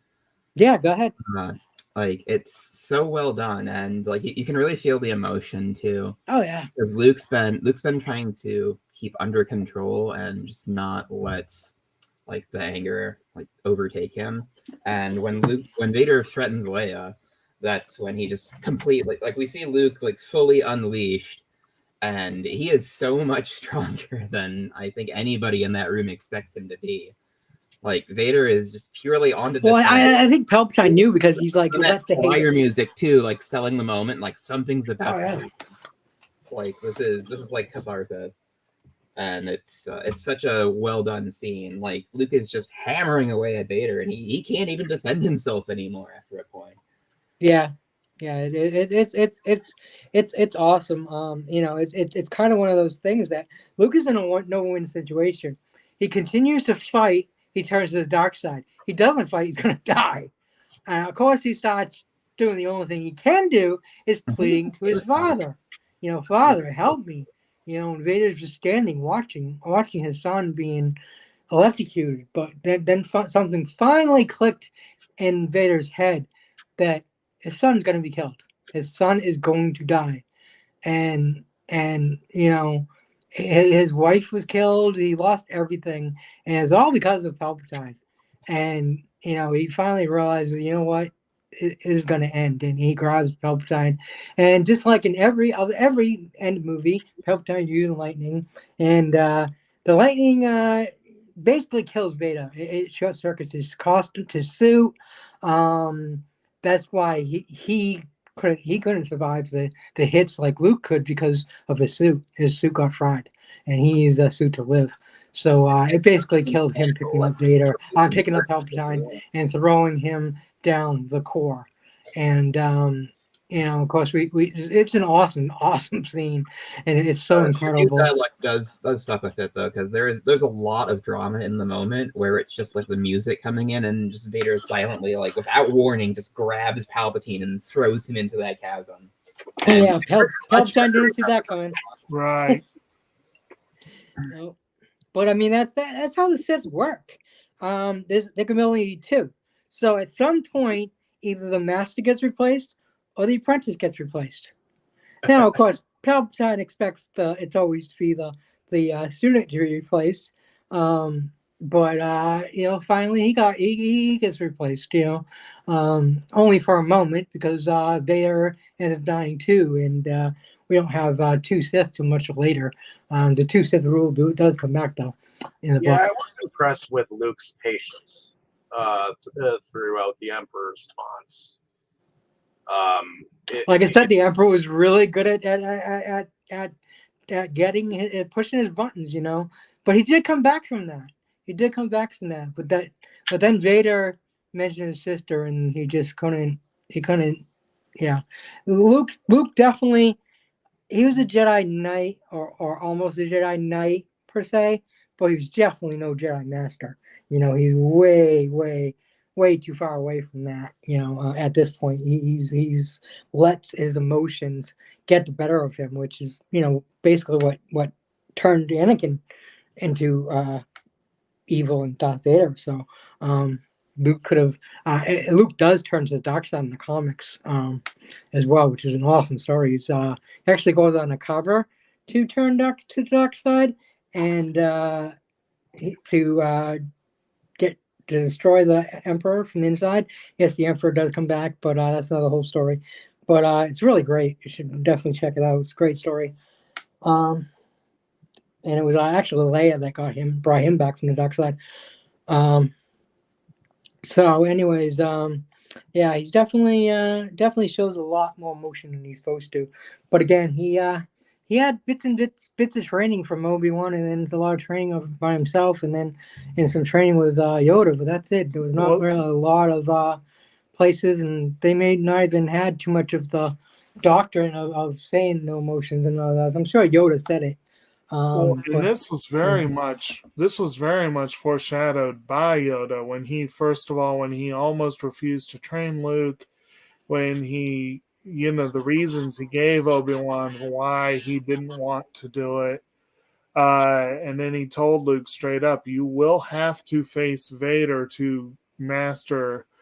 And he yeah. just he wasn't sure Luke would be able to. Well, at that point, of course, we don't know that Vader's his father. He doesn't know. Yoda knows, but he's not gonna let on. Well, So, but later on, though, so Luke's like, yeah, I'll face Vader. He's the evilest son of a bitch around, and and then of course once he found out his father, he's like, oh, now his mind's like, oh shit, like what do I do now, kind of thing. And Yoda's pretty much to the point where he knows that his time on this earth is no longer. So he can't. He can't. You might as well just tell him, hey, you know everything you need to know. You just need to face Vader. That's pretty much it. Regardless, he's your father. He's still the evilest son of a bitch in the world and in the universe, and you need to take him out. So basically, not so many words, but basically. So So of course, we do have the space battle, and when Akbar realizes that the battle station is fully operational and all these other ships start to show up, he goes the most famous line: "It's a trap," and we love those memes and everything. And Akbar saying it's a trap, and he says it, and of course because it was a trap, but still they ended up they want to flee. But Lando's like, give Han some time, he'll get the shield down. And they do get it down. And, of course, they do end up destroying the second Death Star. And the Emperor is killed. And, of course, this is where Luke carries Vader. And at one point, finally, Vader's like, help me take off my mask. And Luke's like, but you'll die. He's like, nothing can stop that now. We just want to look upon you once with my own eyes. And he helps him take off the mask. He looks upon him and just tells him, tell your sister you were right. Basically that there was a little bit of good left in him. There was a tiny bit of humanity left. So Luke doesn't want to leave him, but Luke carries his body and escapes before it blows up. We don't actually see the escape or anything, but we see him come to the planet, and of course we see the scene where he's burning the body of Vader, I forgot. Before he went to see Vader, he actually had a conversation with Leia. Completely forgot about this part. This is where he says, ask her, what does she remember about her mother? And he goes, oh, bits and pieces. She was very nice and caring and sweet and blah, blah, blah. And looks like I don't remember my mother. And that's when he goes on. And she's like, where are you going with this? And he's like, the Force is strong in you too. And she's like, I'll never understand it. And he's like, oh, it's strong in my family. Basically, then she realizes, he's very cryptic too. She realized that, oh, yes, you're my sister. And then she says, I know. I've somehow always known. And my thought there was and always will be, and you've still kissed him? Ew! So, yeah, that's always my thought. Tainted by that kiss. Always back to that kiss. Well, maybe Alderaan, maybe they did things a little different. Yeah, I guess so, because she said I always knew, and then she still gave him that big kiss. Actually, one of the other memes that I found the other day that amused me a lot was a picture of Leia, and can't remember who else was in the picture, but I know she was in there, and it just said looking for love in Alderaan places, and dude. I have a Facebook page. She was clothed and not looking like she was one of Jabba the Hutt's slaves at the time. So I have a Facebook page right now still that I was going to create for a dating site called Looking for Love in Alderaan Places, a Star Wars dating site. Oh, dear. Yeah. So the fact that you brought that up, I thought was hilarious because I have a dating site called Looking for Love in All the Wrong Places. Unfortunately, there's only one person in it, and that's just me. So it never went anywhere. But that was my idea. Plus, anyone who gets the joke will also realize, well, if you're looking at Alderaan, you're not going to find anyone because Because they're all gone. Which was, I mean, it's definitely a joke for Star Wars fans. So I think it's pretty funny. Good, nice play on words right there. So yeah. So anybody else have any opinion on the scene with Luke and Leia, and and then of course Luke leaving, and Han's like, "What's wrong?" And he's like, "Oh, you can tell Luke," and she starts sobbing and says, "Hold me," and he just holds her, and he's like, "Okay, what's going on?" And then she just ends up telling him. But so anyone else have any thoughts on that scene? I think that Han always thought that that there was something between her and Luke, and There was, but not what he thought. Well, he does remember that kiss, I'm sure. well, it was in no way, shape, or form a romantic kiss. Oh, it wasn't. It was just to make him jealous, and it worked. And made everyone else go, ew, and they found out they were brother and sister. right. So, Tammy, any thoughts on that? Not really right now. Okay. Dustin, any thoughts?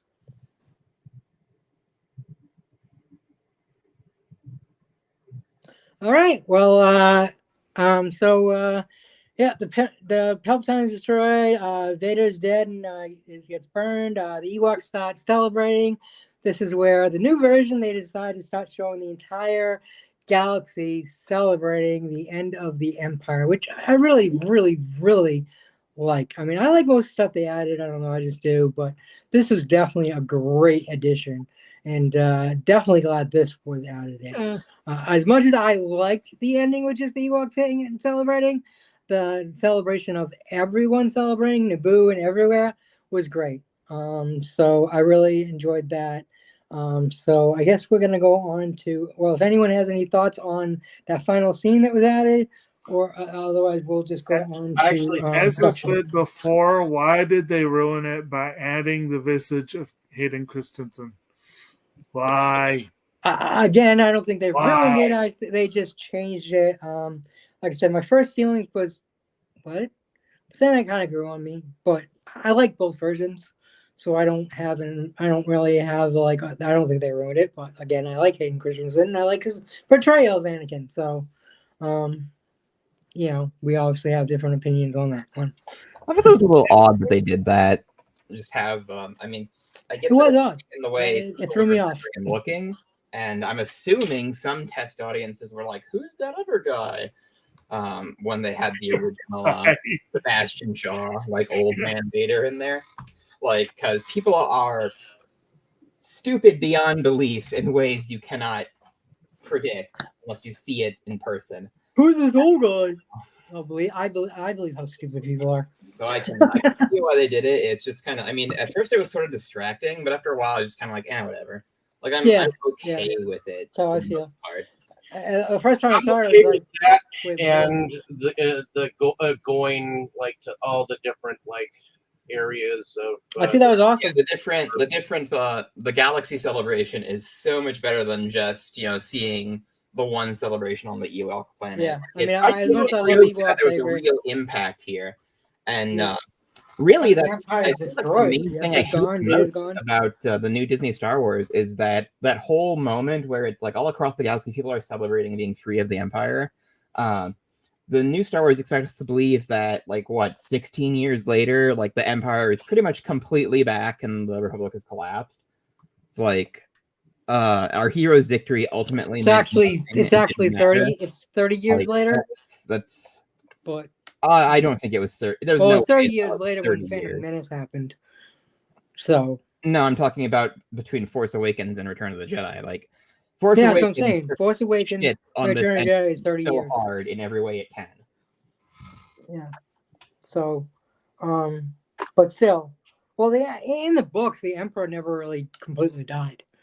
And they end up actually joining with the rebellion, well, with the New Republic in quite a few areas, which I really enjoyed. Not all of the books were good. Like there were some ideas in the books that were pretty stupid. I mean, I loved when it was time to like draw Grand Moff things, Palian. they picked basically the opposite stuff they should have picked in most cases. Grand Moff Palian was fucking great. He was great. He was a great leader, and he's the one that ended up joining with the rebellion with the New Republic. With the it was called the remnants of the Empire. And there were still some other Empire factions that were still Empire completely, and they didn't like the fact that the other Empire factions went with the New Republic and stuff. But yeah, and then of course we had the Chiss Ascendancy where Thrawn came from. Thrawn was so brilliant, and he was a man of his word. He was very honorable, even though he was technically a villain. He was definitely very, very, very honorable and super strategic. Nice to see him in Rebels. That's like the one thing I think Disney did really well. Yeah, and a lot of people think they kind of ruined Thrawn in Rebels. I liked him in Rebels. I don't think they ruined him, but they did kind of lessen him. A little easier to outmaneuver than I think he should have been. That's my only real. He was a weakened version than he was in the books. So I get why people are complaining about it. I don't feel that way, but I do see what people are saying about that. He is a watered down version. I can't wait to see the live action version in Ahsoka of Thrawn. So that would be something great to see. But anyways, let's move on to production. Let's go the other way. We'll start with you, Dustin. What do you think about production? I think almost all the effects in this are really solid, and the production is just great. I mean, the universe looks very lived in and kind of rough, but also like not cheap. Like especially the interiors of the Death Star throne room, like that looks fantastic. Right. There are a handful of bloopers here and there that I think were mostly edited out, but one that I know is still in there is when Han Solo's running out of the shield generator and he goes, "Move, move!" You can see like a shadow image of him. That's some sort of reflective panel to try to like shield the actors from like the pyrotechnics. And I don't know how exactly it works or how it's set up, but that was a blooper listed in 90s blooper lists as something that was like present in like all versions, and it looks like they preserved that.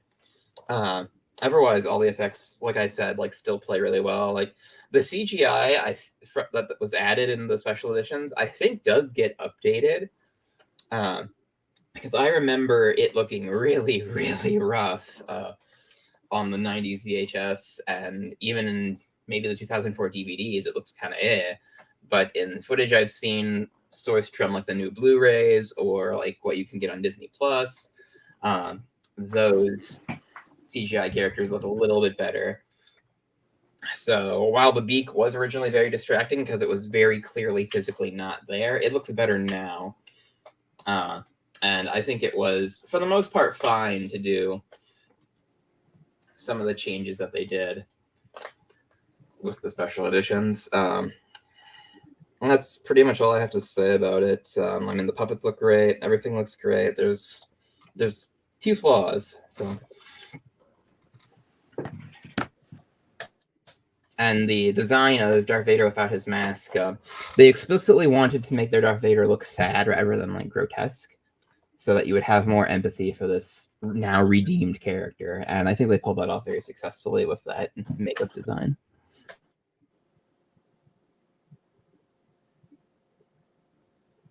Next. Okay. All right, and moving along to Jacob, what were your thoughts on the production? Well, on the production of this one, I think we touched on earlier, basically, between the first two Star Wars movies, and of course Lucas was also involved in Raiders of the Lost Ark, he definitely was a well-known commodity at this point, and he was able to bring a pretty good A game to the party in terms of putting this thing together. It still has a lot of stuff that has aged kind of poorly, effects wise, visually. Bite your tongue. What's that? That's about your tongue. And and it especially looks jarring with the CG that's added in. I continue to say I really hope they eventually do re-release the original versions alongside the edited versions, give people a chance to play the one they want without having to buy a bunch of different sets, basically. That would be great. But it's overall, I mean, again, the film did get an Oscar for its effects. They were pretty darn good for the time. I will say the overall production looks solid. The overall, the locations and sets and whatever, it looks pretty good. That in that sense, and yeah, overall, I mean, for get everything. It probably is one of the better. It probably is the best looking of the original three. I mean, at least in terms of what's originally there on screen. Yeah. Okay.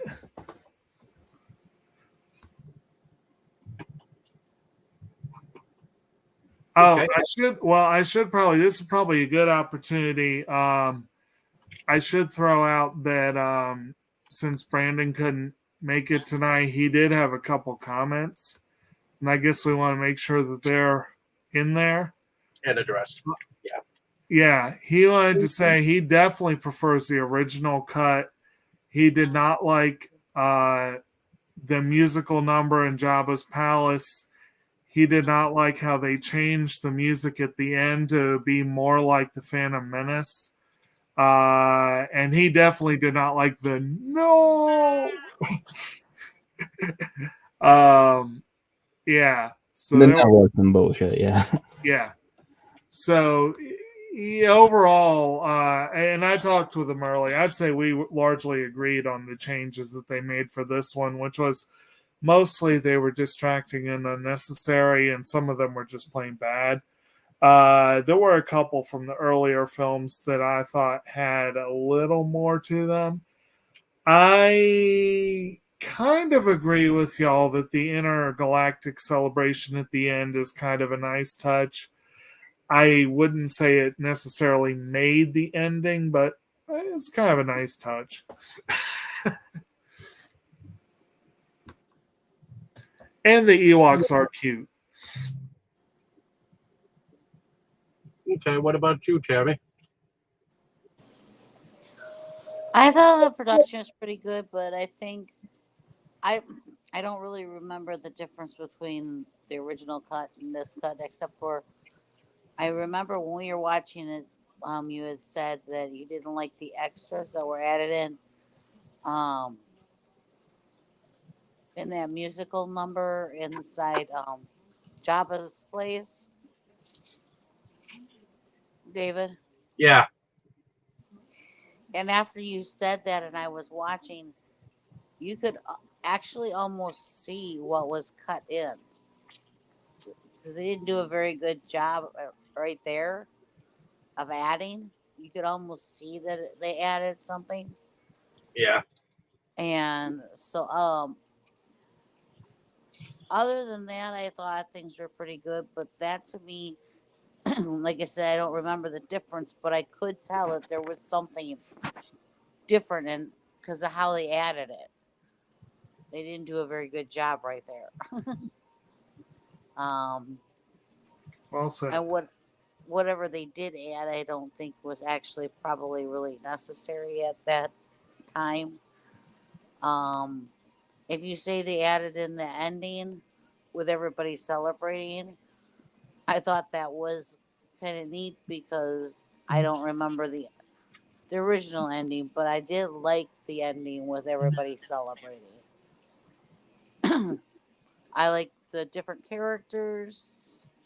Like the little Ewoks were really cool. And I thought that the fight scenes looked pretty good. So yeah, I mean, I thought it was done very well for the most part.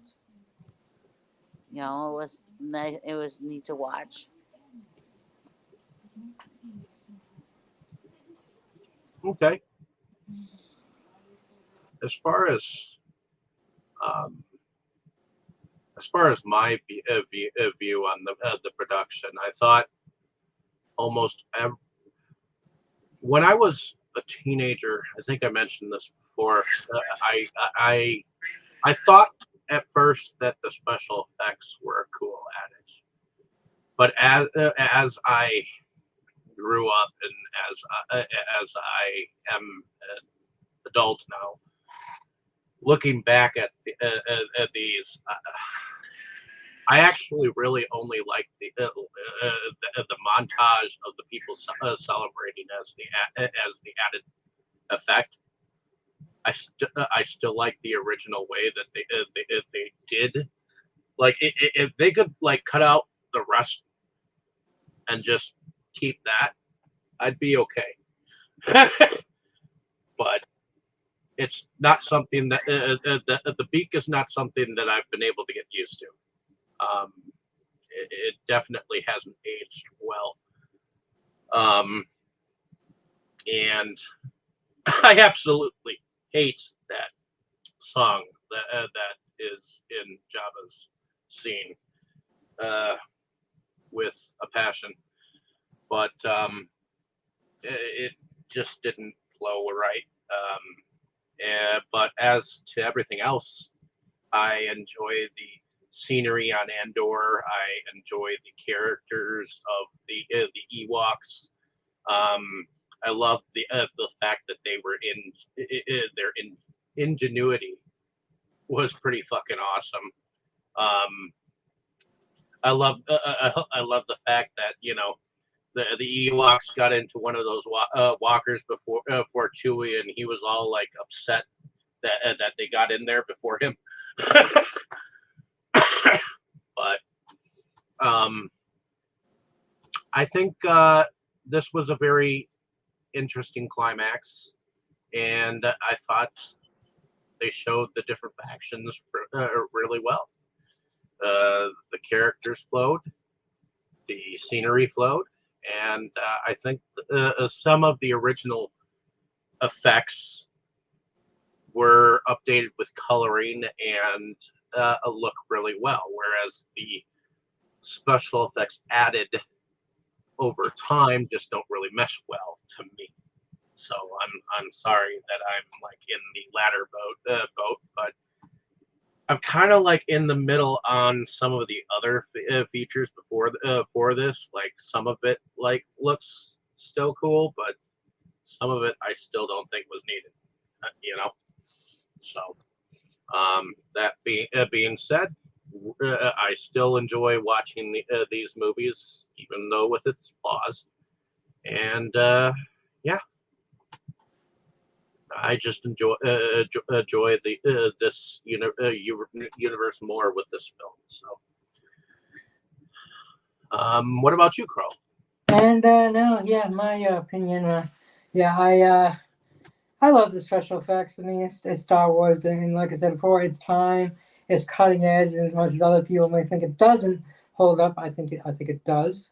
I think the special effects are just fucking awesome when they were done, and there's no, unlike in the first one, there's no cheesy moments. Just Empire didn't have any, Return didn't have any, and like I said, Return has always been my favorite of the original trilogy. It was my hands down favorite until Revenge of the Sith. So yeah, I absolutely love Return of the Jedi. Everything about it, the music, special effects, all the scenes, even the added scenes. Like I said, I like the added scenes, especially the end. But Jabba's Palace, I like that added scene. I like the music. Yeah, I just dug it all. So that's basically all I have to say about it. I just love it all.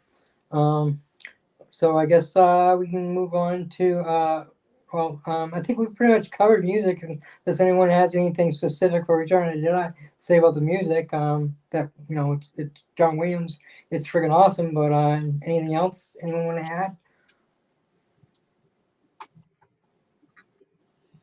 All right, then I guess we can do favorite scenes and favorite characters for Return of the Jedi. And we'll flip back over and start with you, Dave. Okay.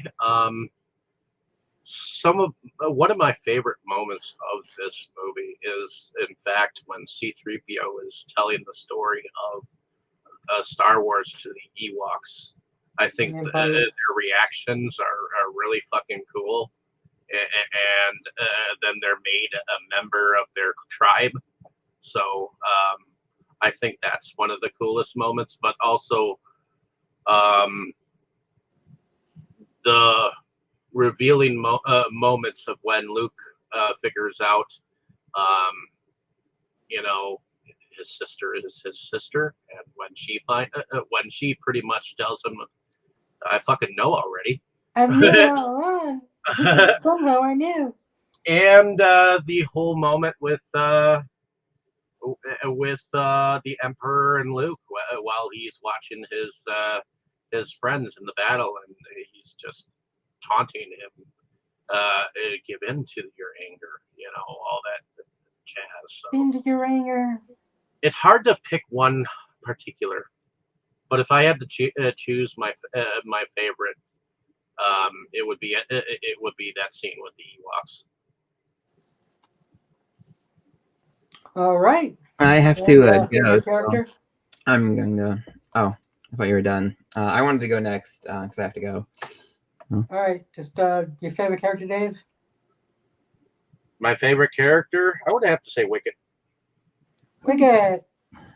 All right, Wicket. All right. Go ahead, Dustin. My favorite scene is definitely the Jabba's Palace escape sequence because I used to it was so exciting when I was a really little kid, and it made a big impression in my memory. And for favorite character, I don't really like having to. I'm going to say the Rancor Keeper because a lot of people miss or don't understand that moment. And Ebert points that out in his review. It's like the beauty of the Star Wars universe is everybody loves somebody. Were you here when I talked about it? I missed it.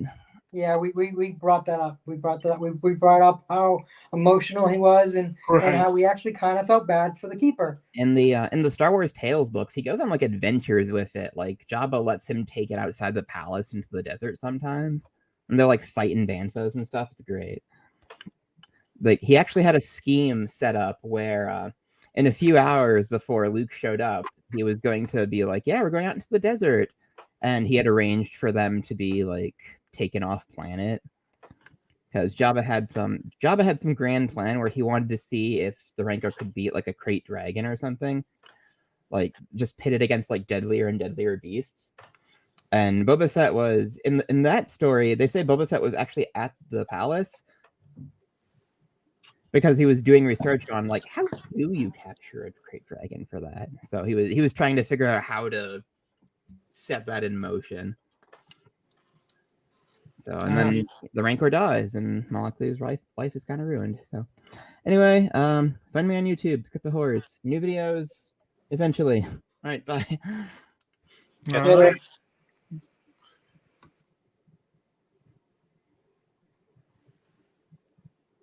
All right, so Tammy, Tammy. Well, let's see. Chewbacca is still my favorite, but I like the Ewoks too. Because how can you not? Favorite scenes? Well, one of my favorite is when Chewbacca and the little guys take over that, whatever you called it, that all Walker. The ATST. Yeah, that thing. When they take over that, I think it's so cool because they swing and they're all and then they take the thing over. even Chewbacca does this little Tarzan thing, going, "Oh!" Yeah, that was just, that whole scene was funny, and then they take it over, and he's trying to get them to quit hitting things on the. He's trying to maneuver the thing, and they keep trying to hit buttons and get in his way. So, and of course, I like when the um, the Emperor met his doom. I like that scene. Yep. Okay. Okay. And what about you, Crow? And okay, so the whole movie, but yeah, I mean, I definitely love Jabba's. The whole escape is definitely great.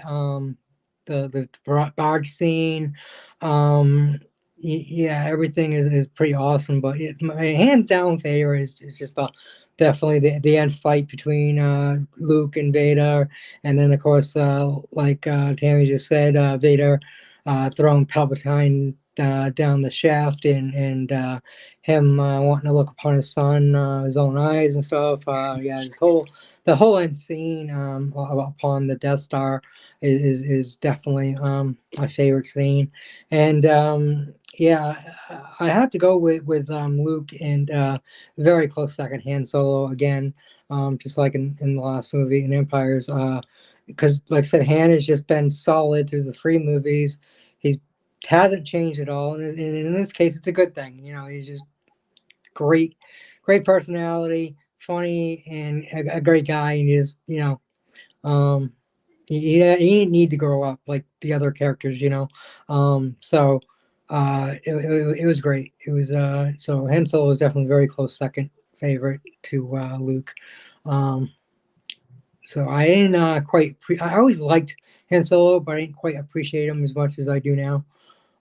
So just wanted to point that out. But yeah, so guess that just about wraps it up for Star Wars original trilogy. You haven't asked me my favorites. What was that? You haven't asked me my favorites. I am so sorry, Dave. Said I should go, and it's your fault. Jake, why don't you go ahead and Jake, say go ahead. I'm sorry. Well, I'm not sure I have a favorite character. It's kind of I'd say in this one, Luke and Han are definitely contenders. But I probably would almost go with Vader, because he does complete his redemptive arc here, and I do kind of like that. And I do like the little Ewok that was palling around with Leia. He was fun. Wicked. What was Wicked's awesome. Yeah. As far as great moments, the whole scene in Jabba's palace, I do enjoy. Again, the scene with the Rancor Keeper, just the twisted part of my soul is amused by that. But also, you do feel a little for the man, Everybody needs a friend. Everybody gets a friend, right? And then I think Dustin cited the escape from the cruiser, which I admit that's also a fun sequence. Watching Leia choke Jabba was quite gratifying. There was good stuff there.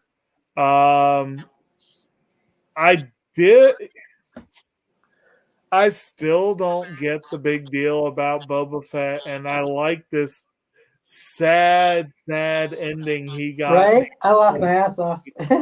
So sad. And actually, that was one of the other memes I found. Most lethal bounty hunter in the galaxy. Right. Knocked into a Sarlacc pit by a blind man's paddle. Yep.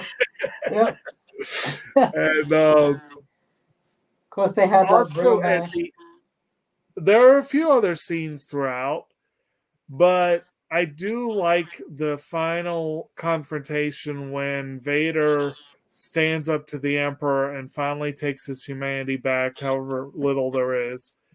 I've always liked that. I like the fact that he gave Palpatine the shaft, in a manner of speaking. Yeah,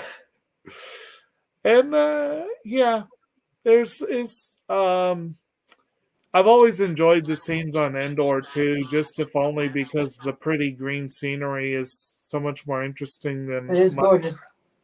Yeah. But yeah, that's probably about it. There aren't really very many clear wins for me, but you know, those parts are fun. Yeah, and like I said, there are some parts that I don't like that they edit. I don't like the edit generally compared to the original take, but you know, yeah, that's it. Okay. Well, as Crow was beginning to say, I believe that's pretty much it, unless anyone else has anything else to say. And may the force be with you all. So let's go into our. Well, Tammy, did you have something to say? No. Okay. Let's go into our outros then. Excuse me. Bless you. How about you, Jake? Tell us a little bit about yourself and what you do. All right, I am Kotobukijake. I am the co-host of the YouTube channel SeptumSin versus the World, where, generally speaking, we come on and talk about physical media in all its forms. Right now, we're kind of on a semi-hiatus. I know Brandon has filmed a pickup video that'll probably be coming out soon. But mostly we keep having to push back our Tularu discussion. There's still time for people to get in on it, but it's looking like it's going to be the end of the month right now. At least I think that's the current plan. We're working on some other projects that will be coming along down the road. Meanwhile, one of the reasons why we're not as active with that is just there's a lot of stuff going on in life. You know, life is a busy thing, and I keep very, very busy. It is spring. I am the co-founder and one of the people who runs a plant nursery. This is a very busy time of year. We did a lot of potting up over the weekend. So there's that. But I still make some time to watch some stuff here and there so I can come on and talk with these fine folks. I have enjoyed this little walk into a galaxy far, far away. I do look forward to eventually hitting the other movies down the road. I think those could be some interesting discussions. We will. Was that? We will. But yeah.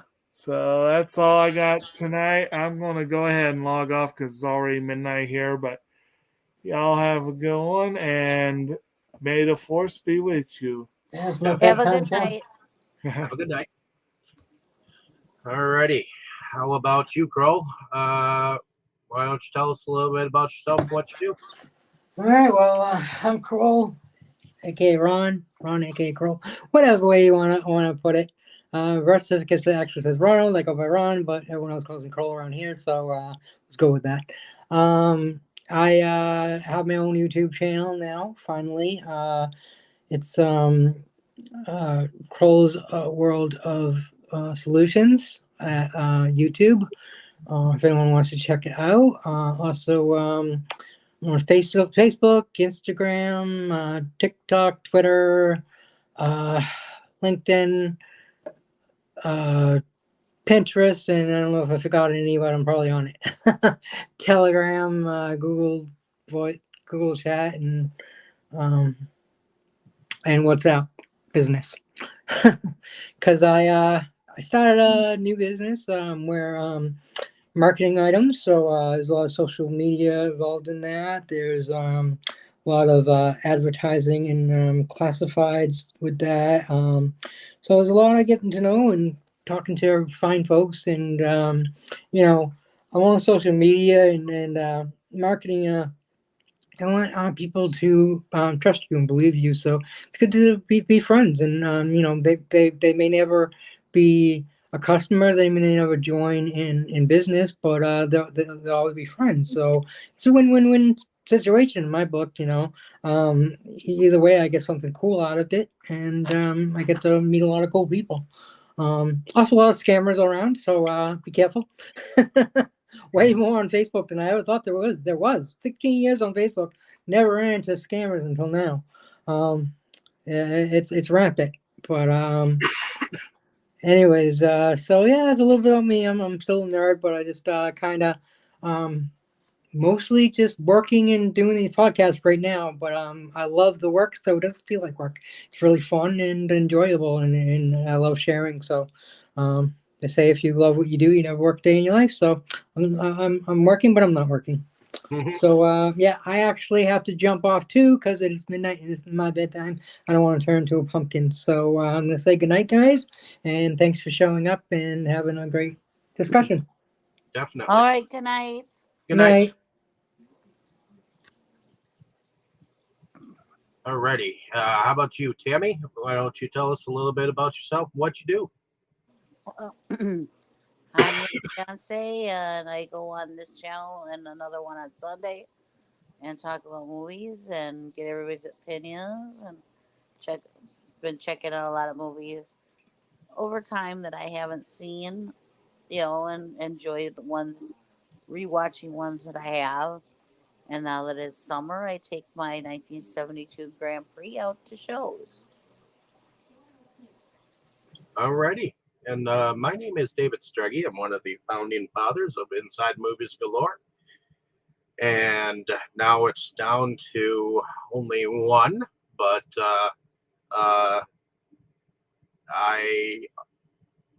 we go on about various movies from various stages of life, have adventures watching them and going on about them. So hopefully you've enjoyed some of our episodes so far.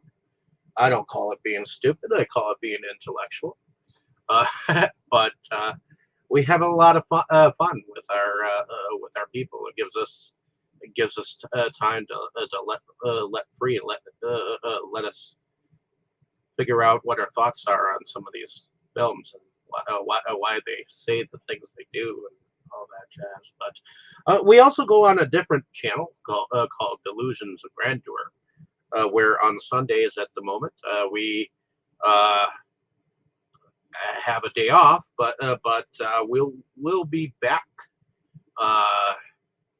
in a week on Sunday. I believe we will be probably doing the movie Megan,